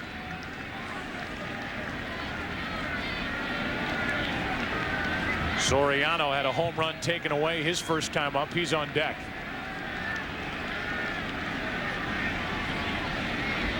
The 1-2. Inning over. Change up away, and for the second time, Brosius strikes out. We go to the 6th inning, game 3. Good one. Seattle, New York tied 2-2. Championship Series on Fox is presented by MasterCard. MasterCard. There are some things money can't buy. For everything else, there's MasterCard.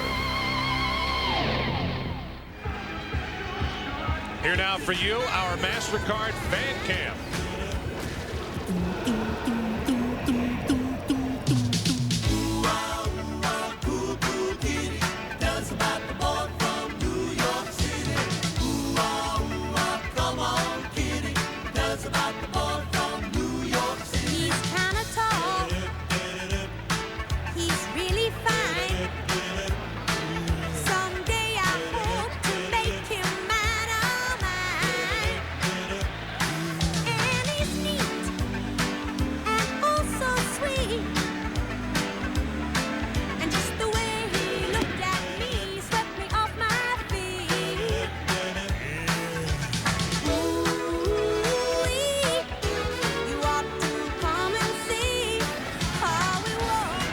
Here's a 1-1 pitch to Olerud,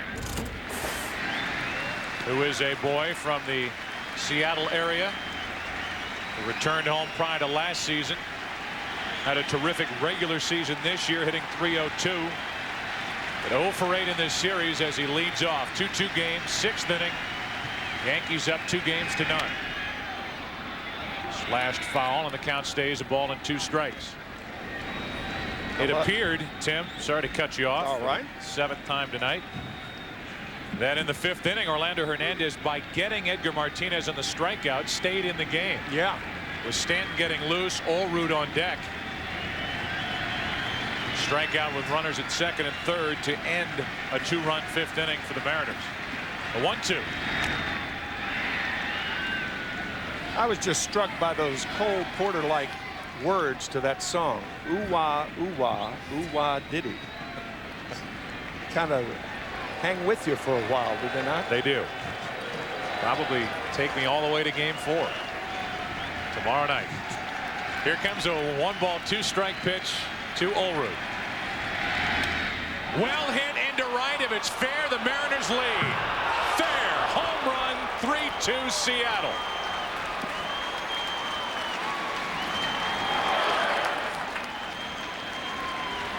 Olerud with his first home run of this postseason.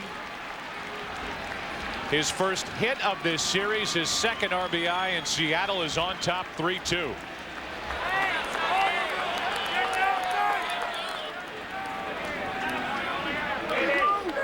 A changeup up in the strike zone, about mid-thigh high, and Olerud hits the foul/fair pole in right field.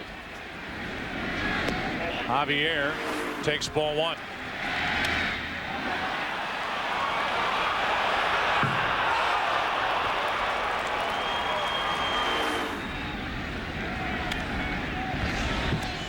First lead of this series for Seattle.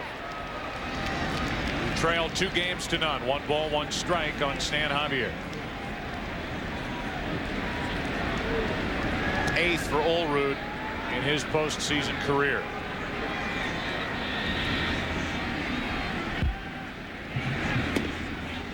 Two balls and a strike on Javier. Guarantee you, if you talk to Joe Torre or Mel Stottlemyre right now, they will say you can't hold John Olerud down for long. But those 2 walks to Ichiro and McLemore that set up the double by Boone, those were the killers as far as the Yankees are concerned right now. Defensive swing with The count in the favor of Javier to make it 2-2, and this was anything but defensive. Pitch up, and Olerud banged it off the foul pole.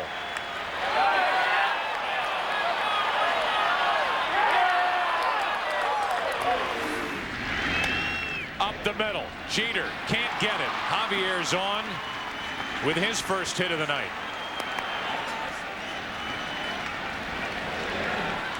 And Mel Stottlemyre back on the phone in the bullpen.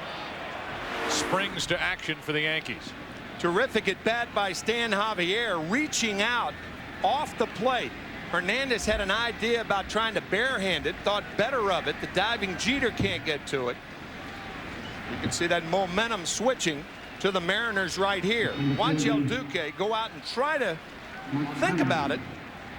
He didn't barehand it. Jeter didn't glove it. And another base runner for Seattle. Nobody out. Here's Cameron, and there's ball one. Stanton again. Loosening last inning, now getting ready. The left-handed hitting catcher Lampkin on deck.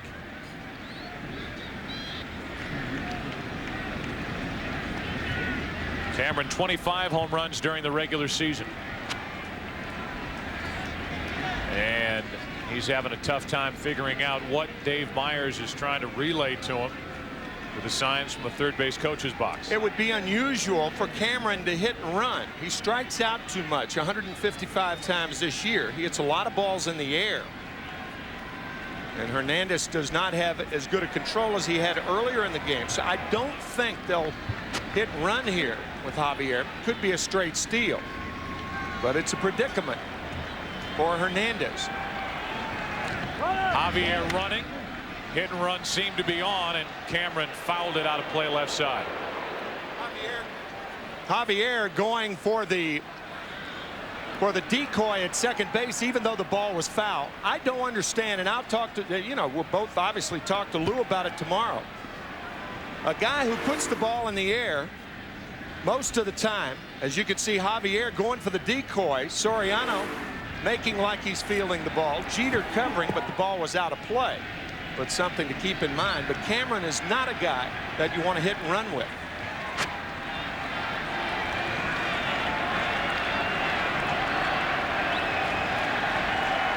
Javier with his lead. 1-1 strike on Cameron.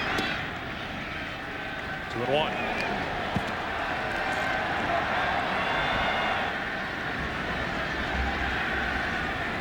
Lampkin has had an impact in today's game with that 1-out hit last inning. Later, the 2-out rally on back-to-back walks to Ichiro and McLemore, and then the 2-out 2-run hit by Boone that went into and out of the glove of Knobloch in left.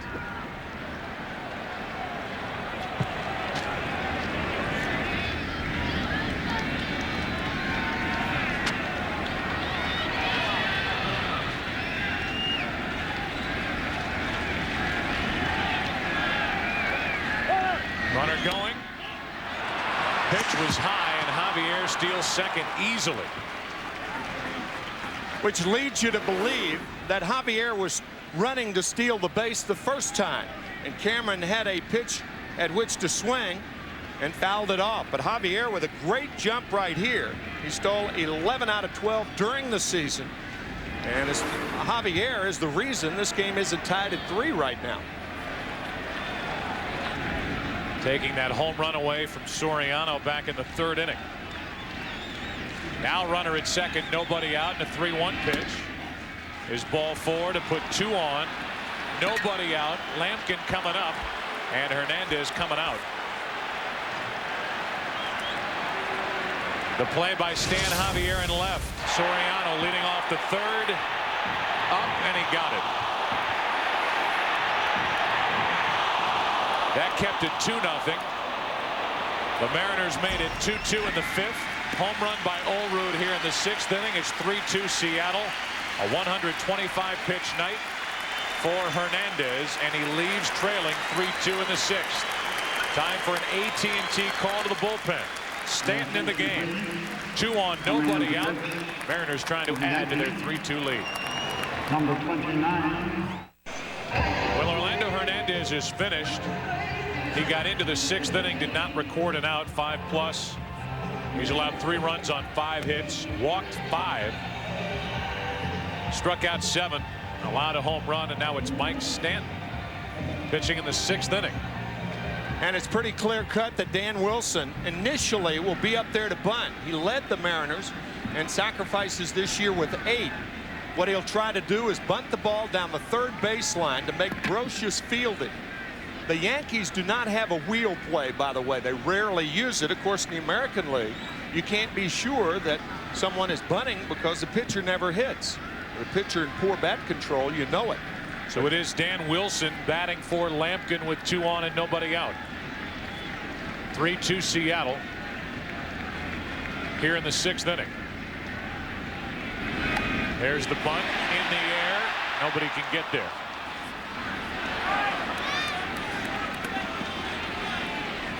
The problem with this play, as far as the Yankees are concerned, and Dan Wilson, you can see Derek Jeter close to second base. That opens up the left side of the infield should Lou Piniella elect to take off the bunt. That ball popped harmlessly in foul territory. But the reason Jeter has to cover second is that Soriano has to be close enough to first to cover first base.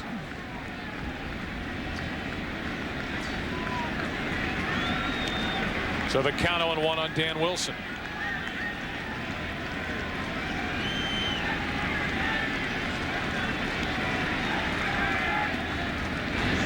Breaking ball misses.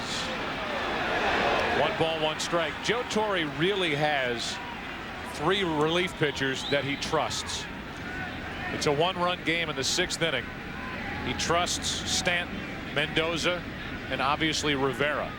But there are 3 others out there: Hitchcock, Witasic, and Wohlers. And he is forced, he being Joe Torre, to use Mike Stanton, trailing with 2 on, nobody out in the 6th inning,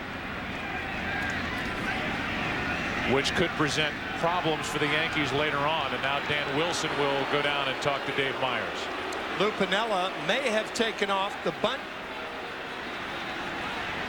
and allowed Dan Wilson to hit away. Lou, along with Joe Torre, very unpredictable.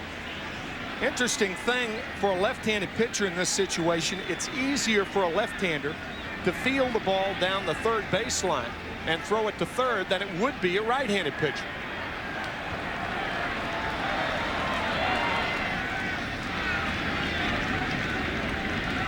One ball, 1 strike on Wilson. Did they stay with a bunt? Yes, and the bunt to Stanton. Wild throw. Javier will pop up and score, and the runners will end up at 2nd and 3rd. It's 4-2 Seattle.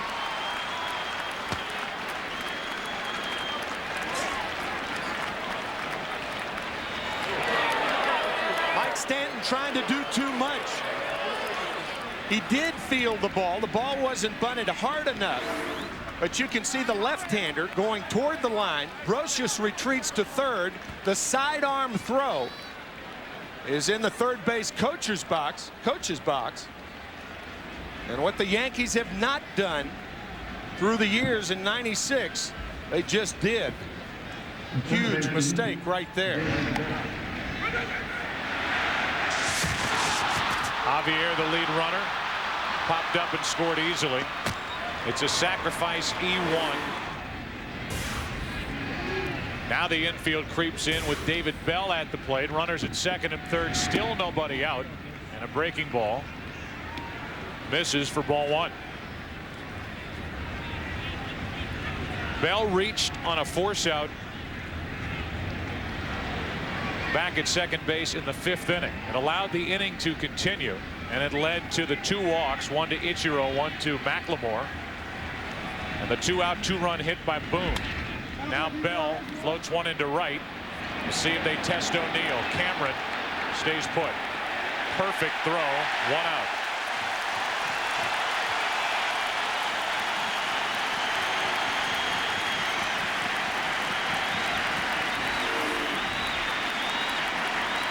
O'Neill not real deep in right field. And with nobody out, Cameron, the shrewd move, staying at 3rd base. So now first base is open, and Mel Stottlemyre wants to talk to the veteran Mike Stanton with Ichiro at the plate. There's a lot going on right now, Joe, with Stanton, a high ball pitcher. Stottlemyre may be out there to tell him to throw him all high fastballs and try to get the pop-up or the short fly ball. Lou Piniella, on the other hand, understanding Ichiro is a terrific bunter. An awful lot of ways to go right now. One of the reasons why they bothered to meet on the mound, the numbers for Ichiro this season. 449 average with runners in scoring position as he has here. And they are going to intentionally put Ichiro on base to load him up. So they walked him in game 2. They walk him in game 3. Even though it's lefty on lefty. Base open, 1 out in the inning. McLemore coming up. And they would rather take their chances with McLemore than a guy who hit .350 with 242 hits during the regular season. He struck out only 53 times in 692 at bats. Stottlemyre going out and I'm sure asking Stanton what he would rather do. Mike said put him on. This is one of the odd situations in baseball where you walk the left-handed batter to get to the switch hitter on deck. It's also one of the odd situations for the Yankees in that because of the lack of an all-around bullpen, they have to use their left-handed setup reliever in the 6th inning. It's 4-2 Seattle. Now they're going to get busy in the Yankee bullpen again with McLemore at the plate. Bases loaded, 1 out. And it's Mark Wohlers getting loose for New York.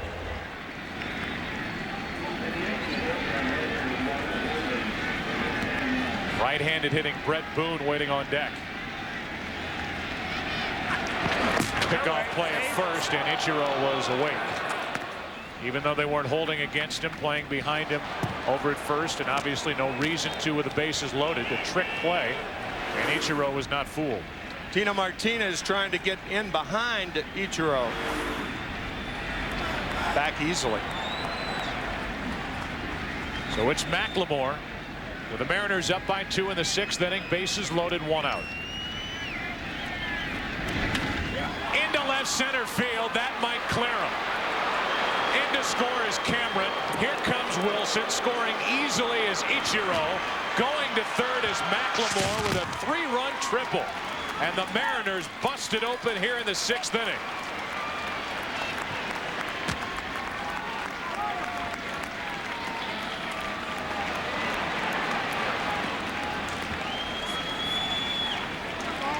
Mark McLemore jumping on that first high fastball from Stanton. He finds a big gap in left center. And the Mariners, with the bases loaded, can run all day.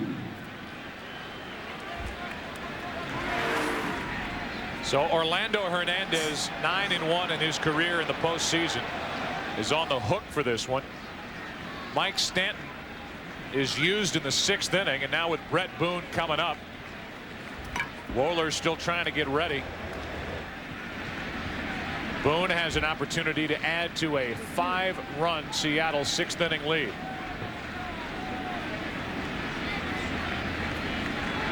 And it won't be against Stanton.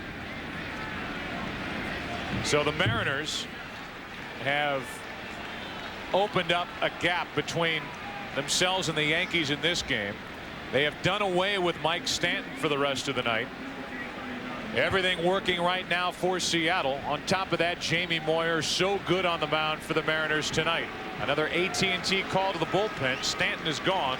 Wohlers is coming in. As you look at Mike Stanton, who is knocked out of the game here in the 6th inning, we remind you that tomorrow night it's your choice for which game you want to watch. Right here on Fox, you'll get one game, either Mariners Yankees or Diamondbacks and Braves. The other game will be on your Fox Sports Net cable channel. So you get 2 for 1 tomorrow night. Big night of baseball. Game 4 Mariners Yankees. Game 5 Diamondbacks Braves. Starting at 7:30 Eastern, 4:30 Pacific. Here's Brett Boone facing Wohlers and taking ball 1 on a 95-mile-per-hour pitch. 1-2 in postseason. And yet the game in which Wohlers did not take the loss, perhaps the game that he remembers most, and certainly Yankee fans remember most, that was the game in which he gave up the 3-run home run to Jim Leyritz, Game 4 of the 1996 World Series. 2 balls, no strikes, as we remind you that coming up tonight, Game 4 of the Braves and Diamondbacks is Boone. Skies one to deep center field. Back is Williams. It is gone. Monstrous home run from Brett Boone. And it's 9-2 Seattle. Boone with a 2-run single in the 5th. And a 2-run blast to center to make it a 7-run Mariner lead.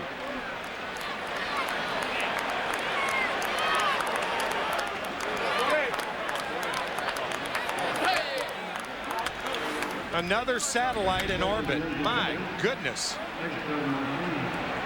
It's rare that a hitter will start trotting from home plate when he hits it to center field, but Brett Boone knew it. Man. So the Seattle Mariners, who had offensively at least been shut down to this point in the postseason, squeaking out wins against the Indians, losing the first 2 games, being shut down by this Yankee staff back in Seattle. Their bats have come alive here in Game 3. 9 runs on the board here in New York, where they won 5 of 6 games played during the regular season. Seattle, as a team, hit .288, led the major leagues in runs scored, and they are showing signs of that potent offense here in the middle innings of Game 3, as it's a 1-ball 1-strike count on Edgar Martinez. Look at what happened in Games 1 and 2. 4 runs, 10 hits, 3 extra base hits.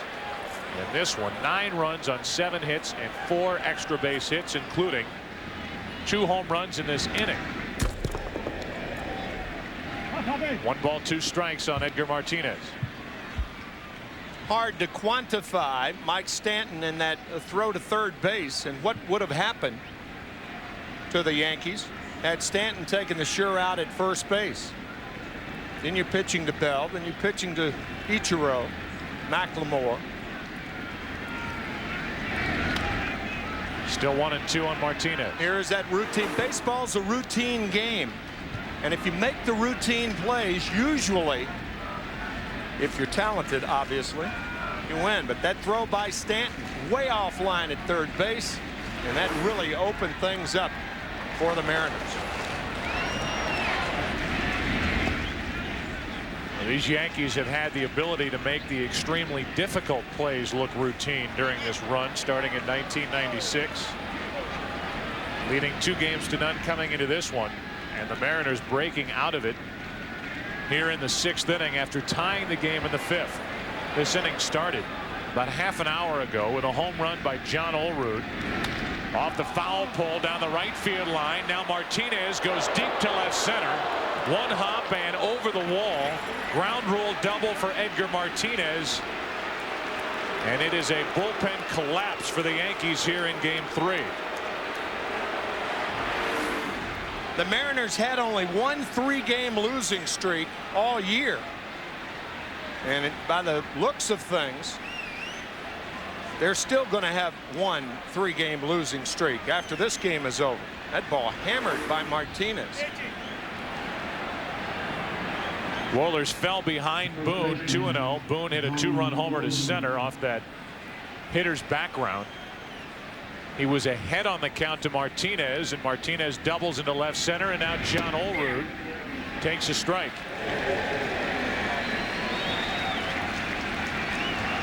It is rare in baseball that you see the leadoff hitter in an inning hit a home run and then get a chance to hit again. Olerud with a chance to duplicate that feat. 0-2.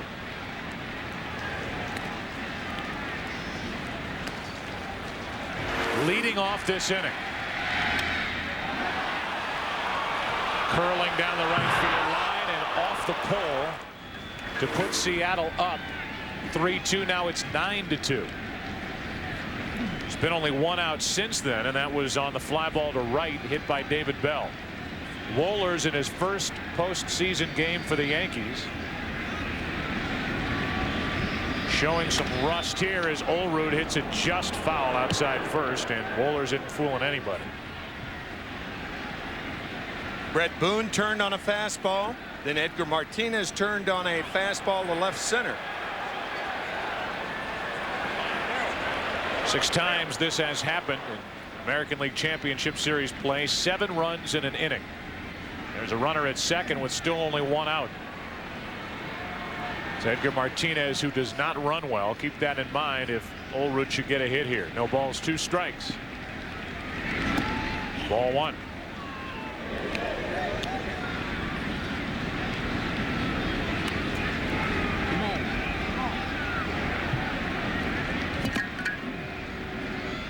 Stan Javier with a hit, a stolen base, and a run scored in this inning. Waits to hit next.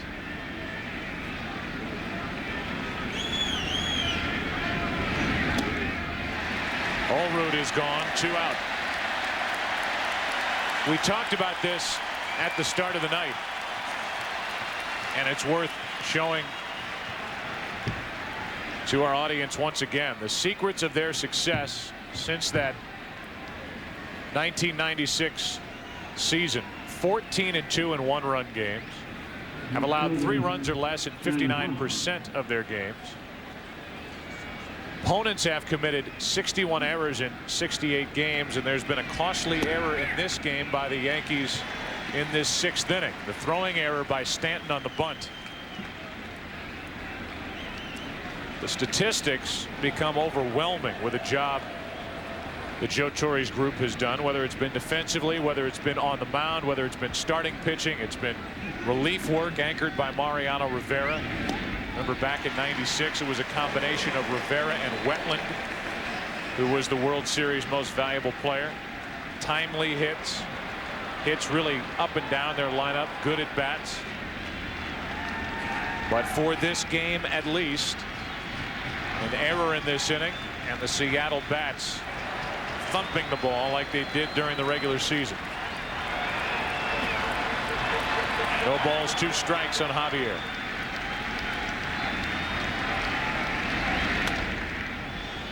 Off the end of the bat and out of play. Among the many areas in which the Yankees excel, the one in which they have not excelled in postseason is hitting. Not a lot of power, not a lot of offense, and that's why Joe Torre says you keep the games tight, we have a chance. Makes it particularly difficult when the Yankees fall behind by the margin. Obviously any team, but particularly with the Yankee offense. 0-2 the count on Javier. And Wohlers steps off, looking back at Edgar Martinez, who is going nowhere.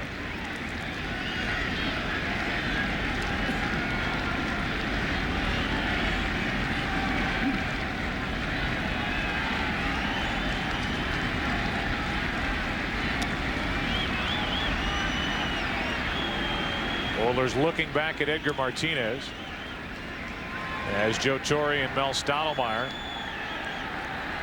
look at Wohlers, and they have a right-hander with Tosic getting ready out in their bullpen. Here's the 0-2 to Javier. Opposite way, caught by Jeter, and the inning is over. But not before Seattle puts up 7 runs. It started with this.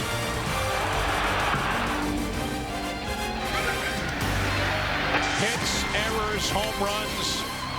9-2 Mariners, bottom of the 6th.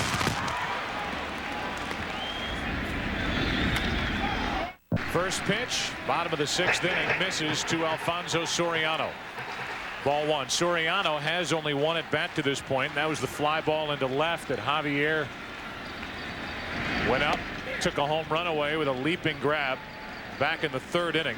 Knobloch and Jeter will follow Soriano, and all of a sudden it's 9-2 Seattle.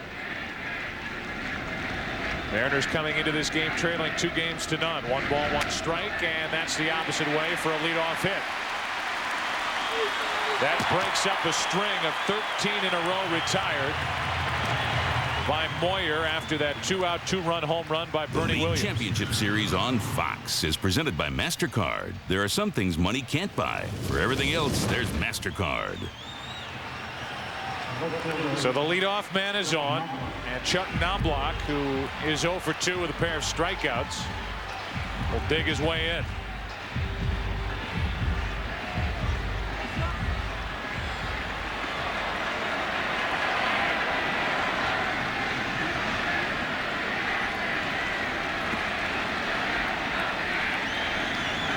Only the second hit of the night for the Yankees. To third. Bell, Boone, got them both. 5-4-3. So Knobloch, who had battled in each of his first 2 at bats, goes after the first pitch and bounces into a 5-4-3 double play. Nifty turn at second base. Watch Brett Boone backpedal and make the play. Brett Boone can move around second base with the best of them. Watch the back pedal right there, throwing it to make his counterpart Soriano get down. That's a lot like Stan Javier's dad, Julian Javier, liked to play second base. Oh yeah, called him the ghost out there. He would disappear with a turn at second base. Now with 2 out, nobody on, Derek Jeter takes ball 1. When you tried to take Stan's father, Julian, out of a double play, you always went to where he was, not to where he was going to be. The Phantom. So 2 balls, no strikes on Jeter, who was grounded out, flied to right, and is 1 out of 9 in this series. Slowly hit, tough play. Bell throws off balance. Good effort, but an infield hit. What a try by David Bell, and the 6th inning continues. Just no way to get Derek Jeter on a play like this. Bell breaking to his right. By the time David got to the ball. Talk about fathers. David Bell and Brett Boone, part of 3-generation families who have played in the major leagues. Here they are on the same ball club. Infield hit for Jeter.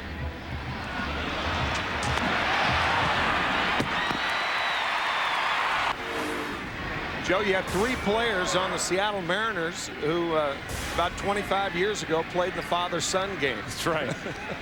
Or hanging around clubhouses. Yeah. Causing trouble. 1 on, 2 out. David Justice takes a strike. David Bell's dad, Buddy Bell. Brett Boone's dad, Bob Boone, who you played with. Brett Boone's brother, Aaron Boone, plays for Cincinnati, a very good third baseman for the Reds. He's had a rough go the last couple of years trying to stay healthy. Norm Charlton gets loose.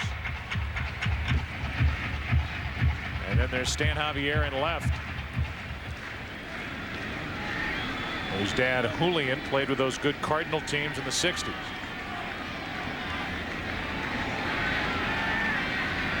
Runner at first, 2 out, no balls, 2 strikes. Justice is hit by the pitch. 2 on, 2 out.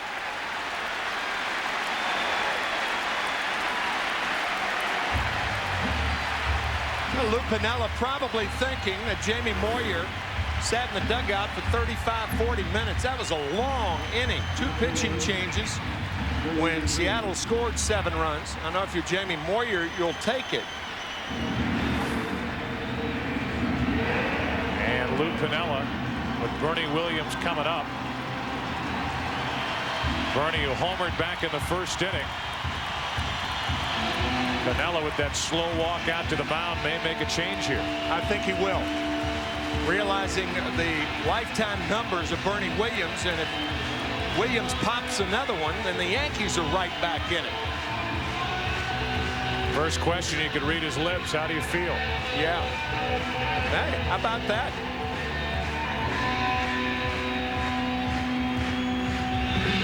So 7 career home runs by Bernie Williams against Jamie Moyer, including the 2-run shot back in the first. That put the Yankees up 2-0. It has been all Seattle since then. Yeah, I was dead wrong, Joe. I thought Lou would make a move then. I thought he would remove Jamie Moyer, particularly, as you pointed out, how slowly he was walking to the mound. Probably enjoying every step with a 9-2 lead. With his guarantee of getting this series back to Seattle. But it is Bernie Williams at the plate.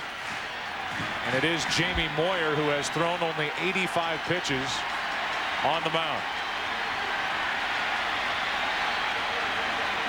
A hit, a double play ball, a hit batsman.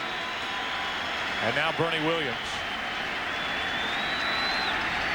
With 2 on, 2 out. Strike 1.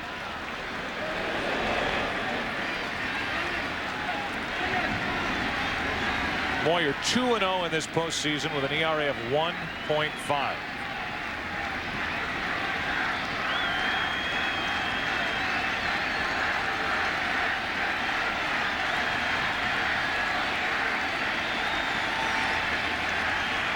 Looked like Piniella was yelling out at somebody in the dugout. Might have been Mark McLemore telling him to play 2 steps to his right, perhaps.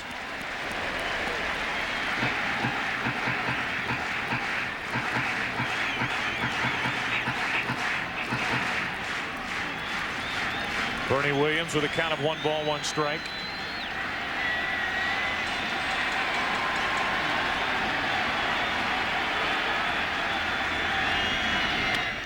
Left side, Bell backs up. Makes the play. 2 hits, a hit batsman, 2 left. First runner stranded on the night for the Yankees. 7th inning now. 9-2 Seattle. Back after this from your local Fox station. Looking at the dirt in his spikes as Cameron takes a strike on the outside corner. 2 to tie in the 5th. 7 to take the lead in the 6th inning. Cameron walked in that 7-run 6th. Later scored a run as he fouls that out of play 0-2.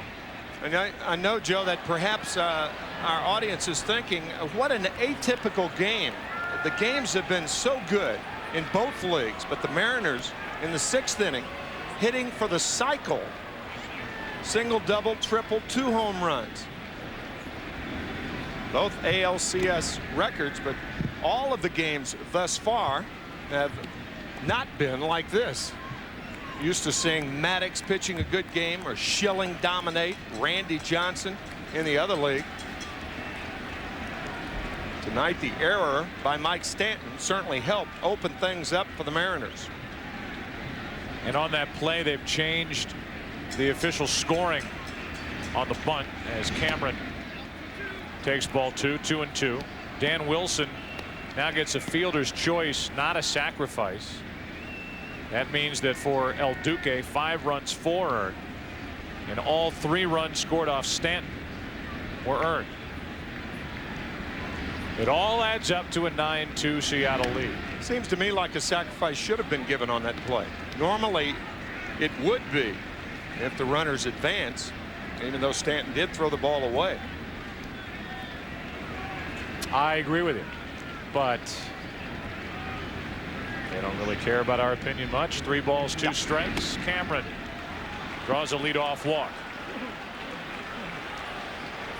So Cameron 0 for 2 with a pair of walks. Coming up next on Fox, it's Game 4 of the National League Championship Series.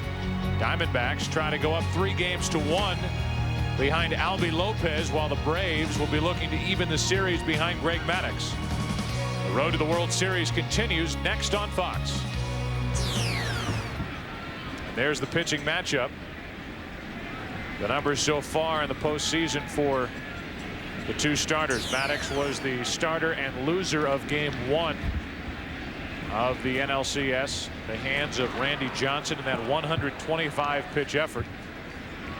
which is why the Diamondbacks, up 2-1, will wait and throw Randy Johnson tomorrow in Game 5. Runner at first with nobody out, Dan Wilson.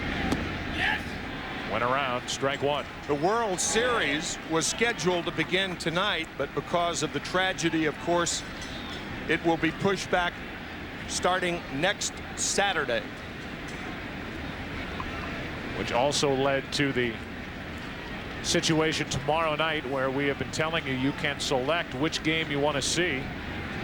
Either Game 4 of this series or Game 5 of Atlanta, Arizona. Shattered bat. Comebacker to Wohlers, who throws it into center field, and Cameron will go on to third. That'll be another error.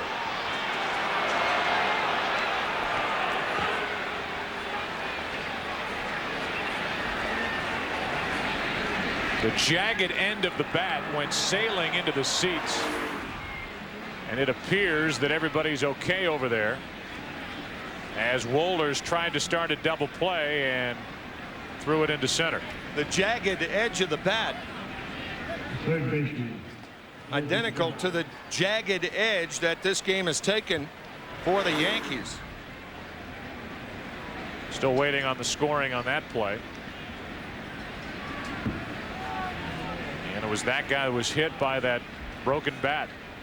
So now first and third, nobody out, and David Bell takes ball one.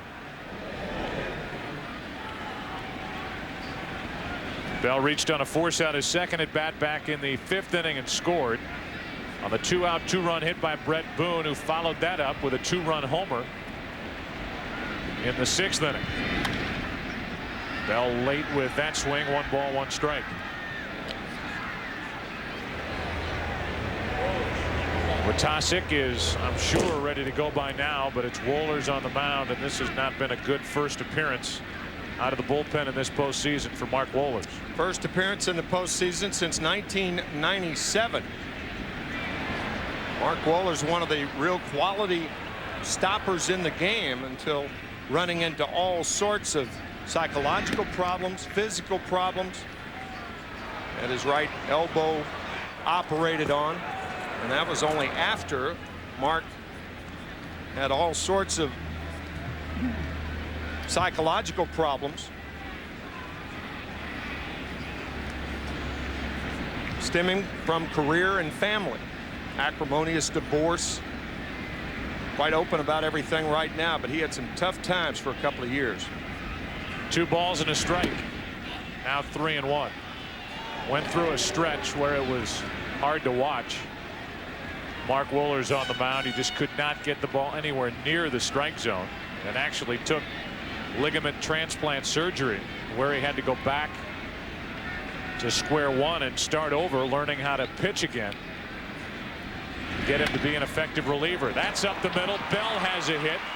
Cameron scores, and it's 10-2 Seattle here in the 7th inning.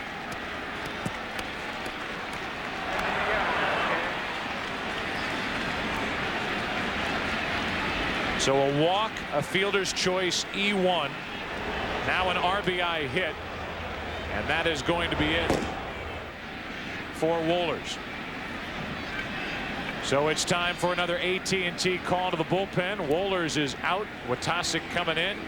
The Mariners have blown open Game 3. It's 10-2 in the 7th inning, and these fans letting Wohlers have it as he exits the field.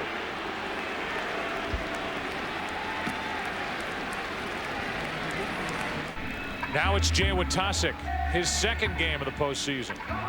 So because of the score, Joe Torre, Mel Stottlemyre have used Wohlers for the first time. Wojtaszek now for the 2nd. And he comes in with 2 on, nobody out. The top of the order represented by Ichiro at the plate. Ichiro 1 for 2 with a single. He's been walked twice and scored 2 runs. Exactly the sort of game the Mariners needed after their offense had been stifled to this point in the postseason. Ichiro flies to center, 1 out.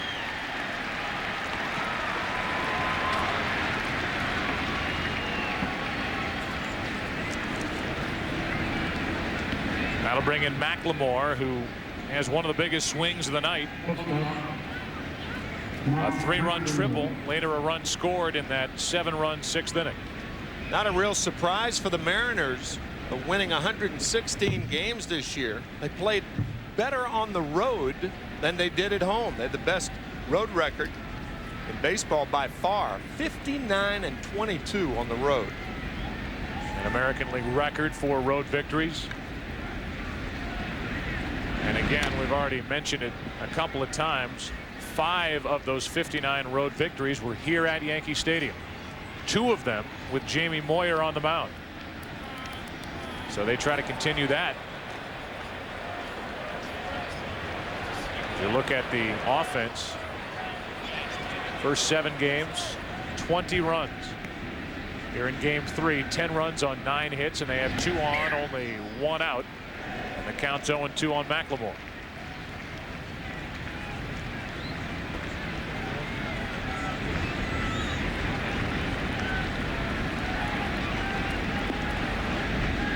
It'll be Roger Clemens and Paul Abbott tomorrow night. It appears it'll be 2-1 with the Yankees on top as McLemore strikes out. 2 quick outs put up on the board by Wojtaszek. Little slider to get McLemore, but Mark with a huge hit his last time up, a bases loaded triple. I mean, the Seattle Mariners, as you look at Roger Clemens tomorrow night start, the Mariners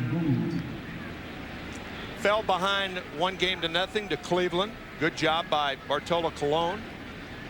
Shut him out in that first game, and then they fell behind 2-1, losing 17-2 in game 3. The Mariners came back to win the last 2 games. The clincher at Safeco Field. Let's see what happens now with Boone, who is 2 for his last 2. A 2-out, 2-run single in the 5th, a 2-run home run that he hit to straightaway center field. That came last inning. Now the count 1 ball, 1 strike with 2 on, 2 out. I get your drift. What a game like this can do is relax the Seattle hitters. Coming in really struggling, all of them, top to bottom, with the exception of Ichiro.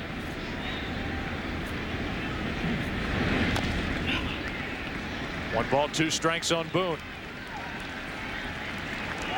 John Olerud was 0 for 7 coming in before the home run. He was 0 for 8. Mentioned Brett Boone. Mark McLemore was 0 for 5 coming into this game. His first hit, a bases loaded triple. So they have all contributed tonight. Yeah, Boone was 4 out of 30 prior to that 2-out, 2-run single. No RBIs. And now he has 4 runs batted in his last 2 at-bats. For a guy who led the American League in RBIs with 141 during the regular season. 2 on with 2 out, a ball and 2 strikes on Boone. 2-2.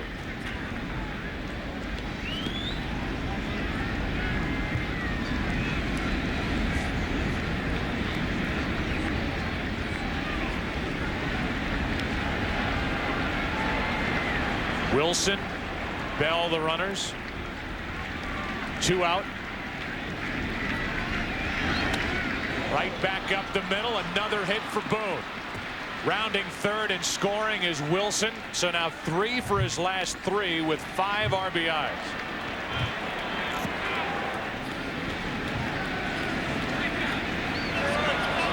(11-2) Seattle here in the 7th inning. But Brett Boone is getting it. His RBIs in bunches tonight. 5 RBIs in his last 3 at-bats. You can imagine the feeling. RBI, 141 RBIs during the season. And figuring, man, I've got to get going. I've got to get going. I've got to get going. Well, he's going now. Edgar Martinez now with 2 on and 2 out.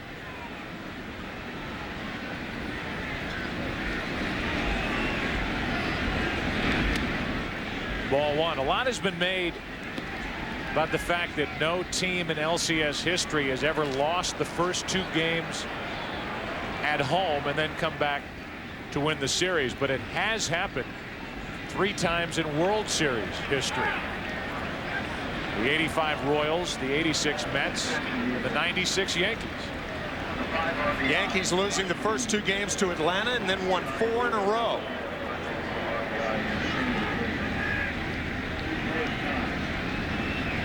2 on, 2 out.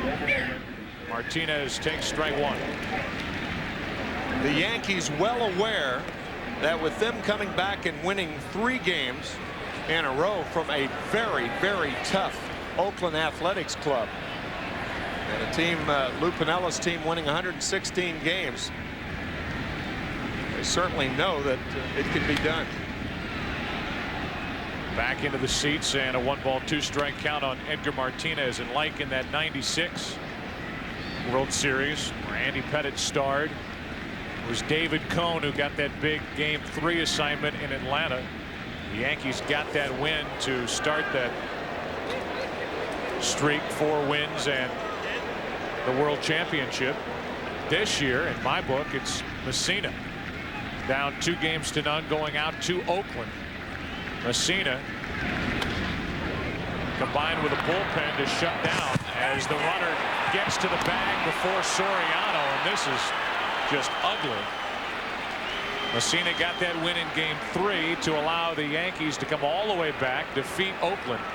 They took a 2-0 lead over Seattle, and now in this game it's Soriano with a lapse in concentration getting to the bag late in covering on the flip from Jeter. It was exactly that. Soriano, that happened back in May when the Yankees played at Fenway Park. But there is no excuse for this right here. Not being at the bag, you've got Martinez. Martinez, you're not playing him in the hole.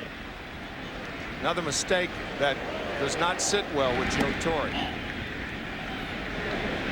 So you've got Soriano, who thought he had hit a home run back in Seattle, didn't run.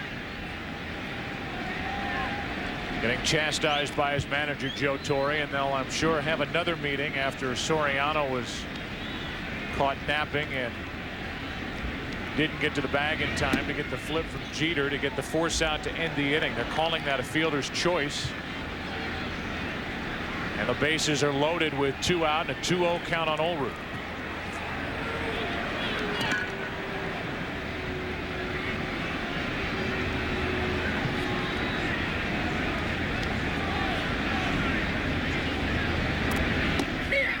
Two and 1.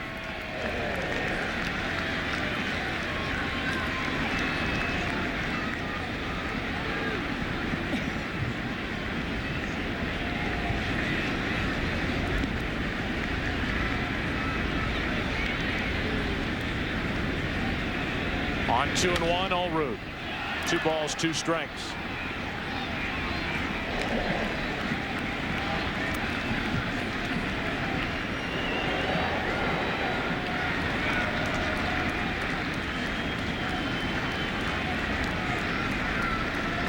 Bases loaded, 2 out, 2 and 2 on Olerud, who has homered, struck out twice, and walked. Olerud went. Posada throws down to first, and this inning is finally over.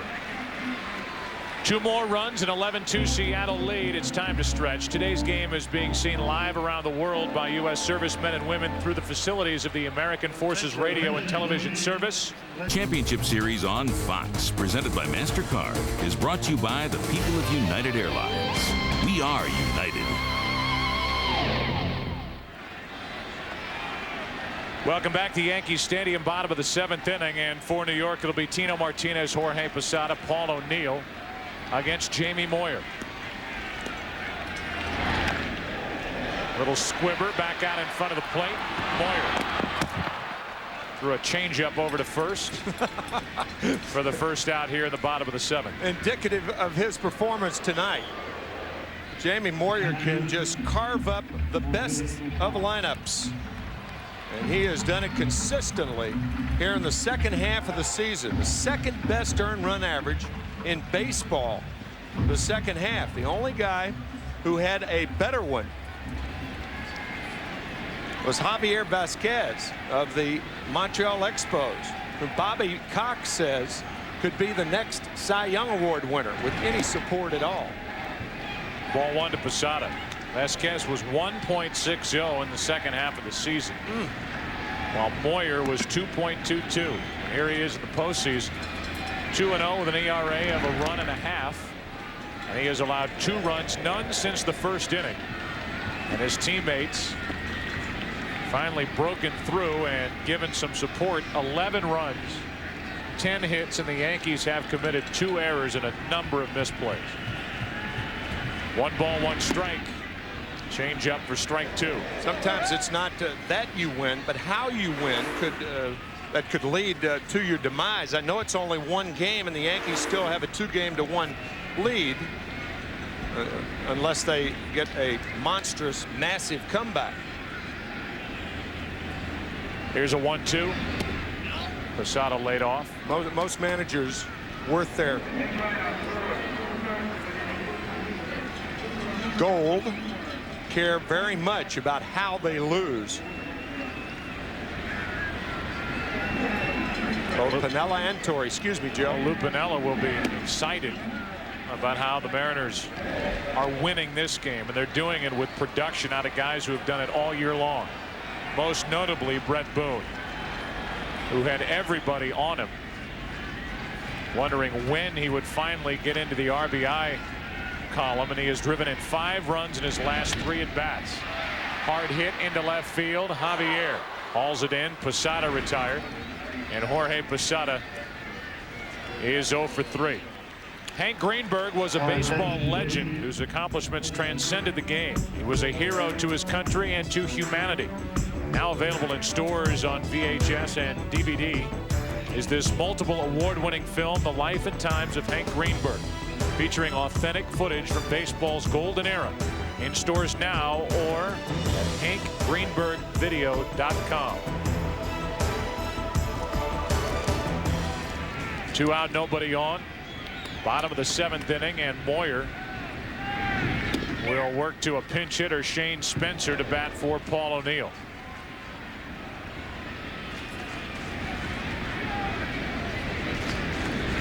The numbers for Spencer: 1 for 2 in this LCS. Randy Velarde in the on-deck circle, so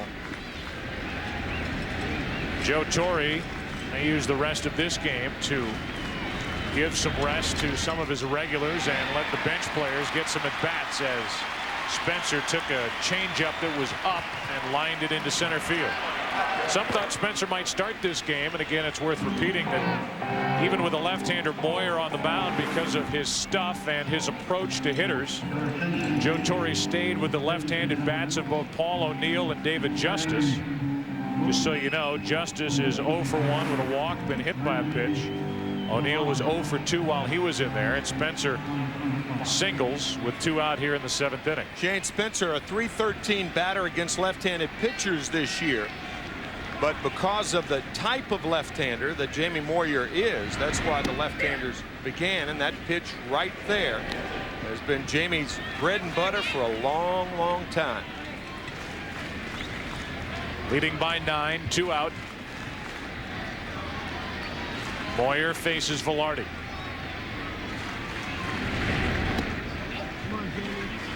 One ball, 1 strike. Velarde picked up from Texas. Former Yankee that is brought back to the organization. His last year was 1995, so he didn't get in on the World Series fun with his group of Yankees. Now he's back, and he's in the hole here, 1-2.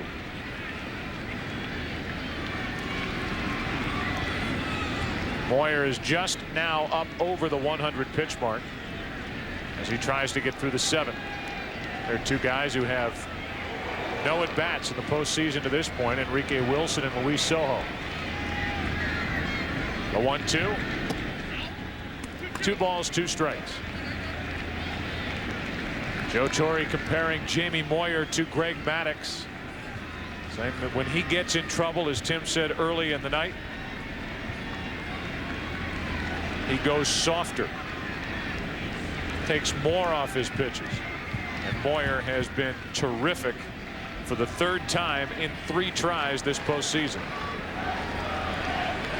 Joe Torre telling us before the game that Roger Clemens is making a lot of progress with that right hamstring. And in fact, Torre was surprised at how good Clemens looked in that Game 5 of the division series against Oakland. 3 balls, 2 strikes on Velarde.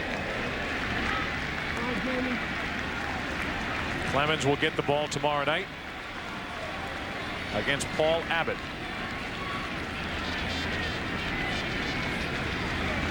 Last year's ALCS start at Seattle, a one-hit shutout.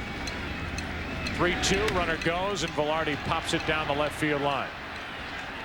It is into the corner and a foul ball. There obviously is a huge difference in the fastball of Roger Clemens and the fastball of Jamie Moyer. I'm reminded of a line by Lon Simmons, hugely popular in the San Francisco Bay Area, has done both the Athletics and the Giants. When talking about Tommy John years ago, he said his fastball is such that you get the feeling that you could walk along beside it to home plate. Velarde pounds one into left field. Back is Javier, and on the track pulls it in to end the inning. So Jamie Moyer gets to walk off the mound after Velarde sent Javier back to the track. We go to the 8th inning of Game 3. Seattle up by 9.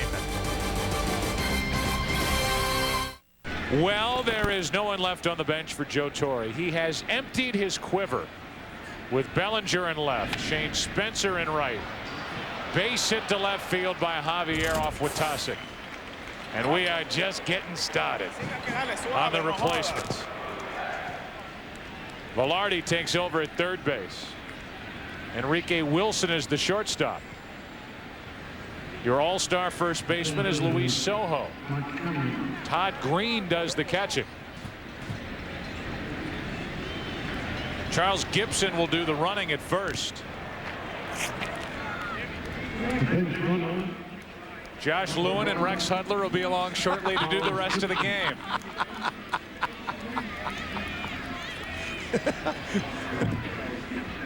Everybody is getting replaced. One on with nobody out. And a strike on the outside corner. It's Josh Lewin and Rex Hudler, who were with the Seattle Mariners during the divisional series against Cleveland.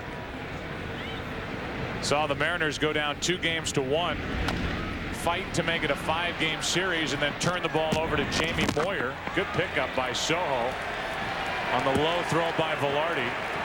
Down to second is Gibson, and the Mariners won that game behind Moyer, and they are on their way to a victory here in Game 3 of the ALCS. Velarde going to first. Good scoop by Sojo. This game has had a lot of everything. The good, the bad, and the ugly.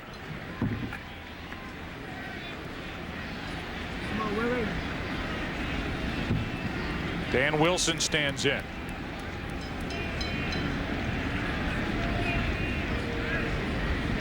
Runner at second with one out, and Wilson takes a ball low. Wilson replaced Lampkin back in the 6th inning, and that was part of the ugly that Tim's alluding to. The bunt by Wilson, which was picked up by Stanton and thrown wildly to third base down the left field line. Now Wilson grounds to second for Soriano. 2 out, runner at third. Let's look first, Tim, at the good. Here is the good from the Seattle standpoint. Excellent defense on the night.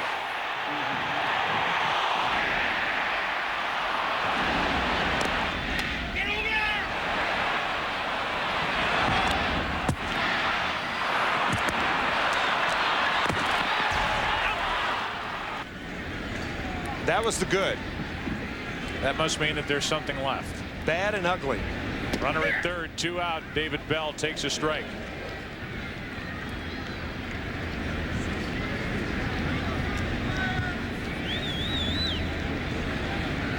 Gibson waiting for Bell, who swipes one foul off to the right. 0-2. Bad and ugly coming up.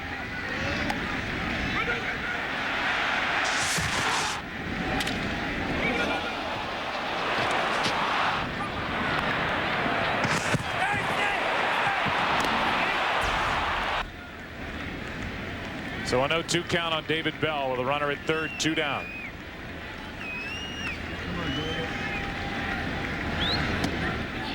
Just high, 1-2.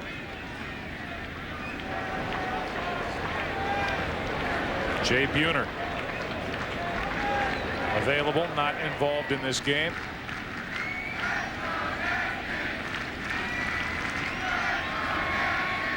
One-two pitch and a base hit into center field by David Bell. It's 12-2.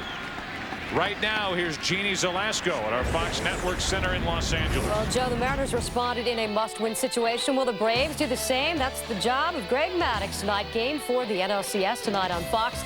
Many of you will be there for the first pitch, 8:05 Eastern, tonight on Fox. Joe? All right, Jeannie, and now we're going to have another replacement. It will be Carlos Guillen coming off the bench.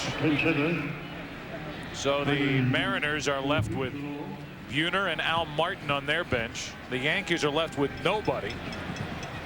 The Yankees have used Stanton, Wohlers, and Witasic out of their bullpen, while Seattle in the pitching department has used only Jamie Moyer. That appears ready to change, as in the bottom of this 8th inning, the Mariners will go to their bullpen. And it looks like Paniagua.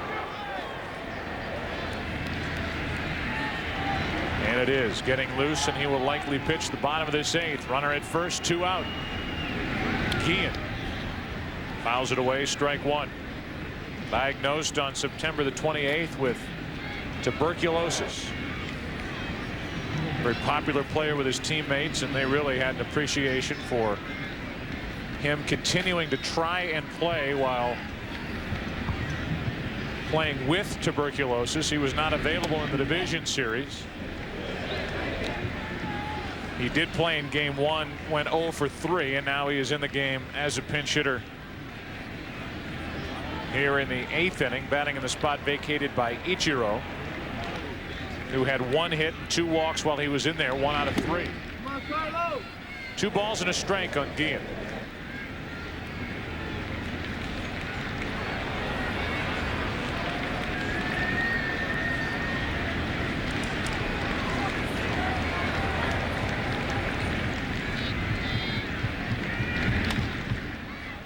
Into left center field, and that should end the top of the 8th.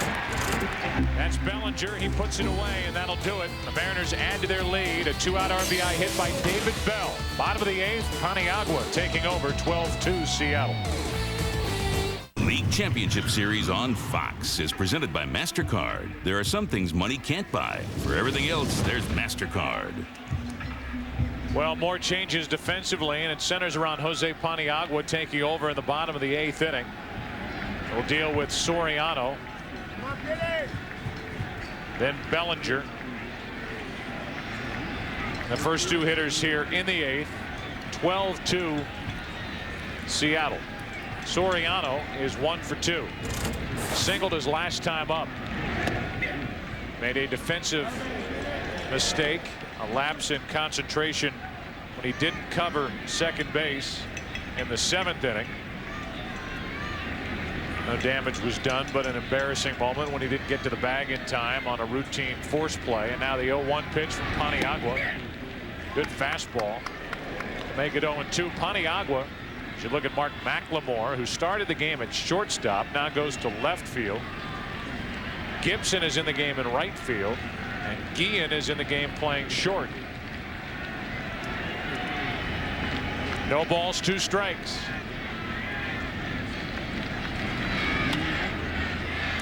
Still 0-2.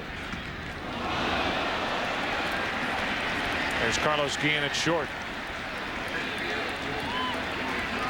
That last foul ball that Soriano just hit will forever reside inside the auxiliary scoreboard down the right side.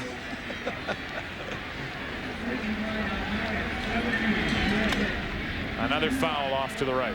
Looks like a light bulb with stitches. It went up there and just stuck.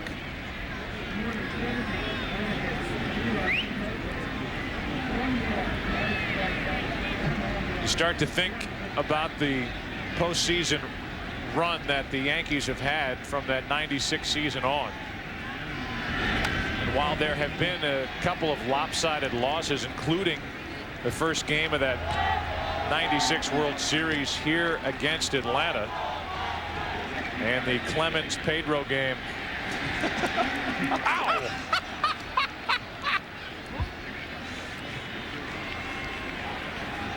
Tried to get the wrong one. It stays 0-2 on Soriano. That lopsided loss in Boston with Pedro Martinez against Roger Clemens. Total of 12 runs, the most in a postseason game since the '99 ALCS, and that was the game we were talking about, Game 3 at Boston. Clemens against Pedro Martinez. No game really sticks out like this one to me, with the mistakes made, the errors, the lapse in concentration. 1 ball, 2 strikes now on Soriano.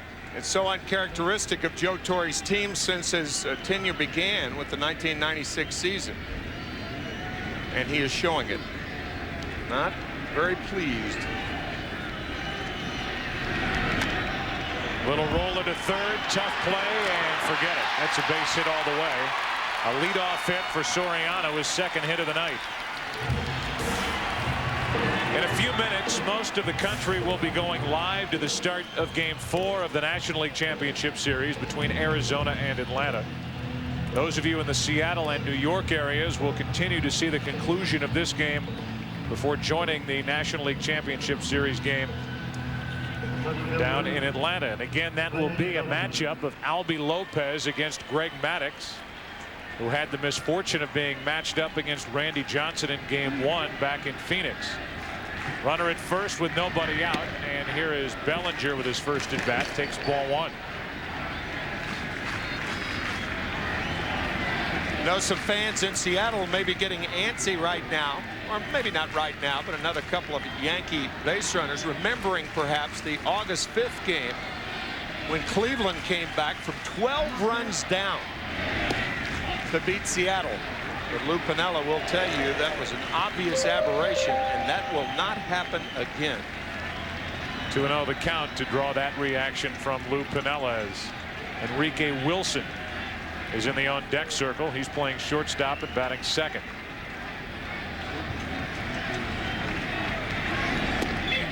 Two and one.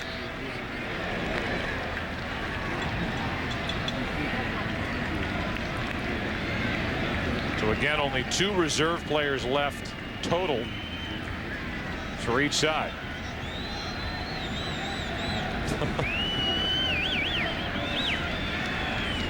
Is that where Dorothy was from? Cleveland? I was going to say, was Toto ever in Cleveland? She was in Kansas. What is that reference exactly? I have no idea. Don't know.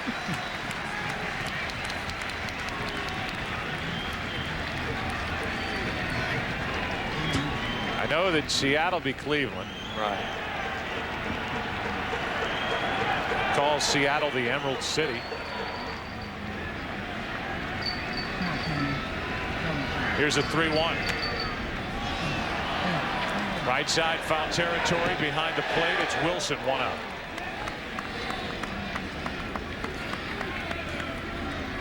So Bellinger retired in his only at bat. And Enrique Wilson will walk to the plate.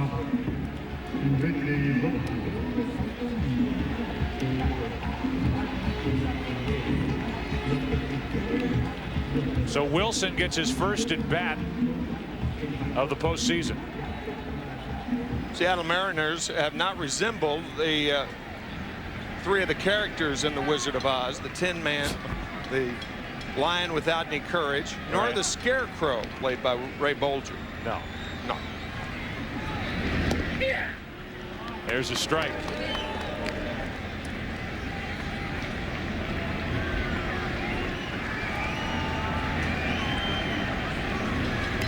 One on, 1 out.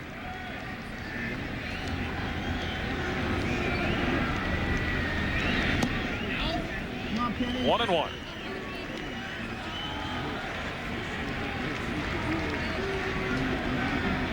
David Justice waiting on deck.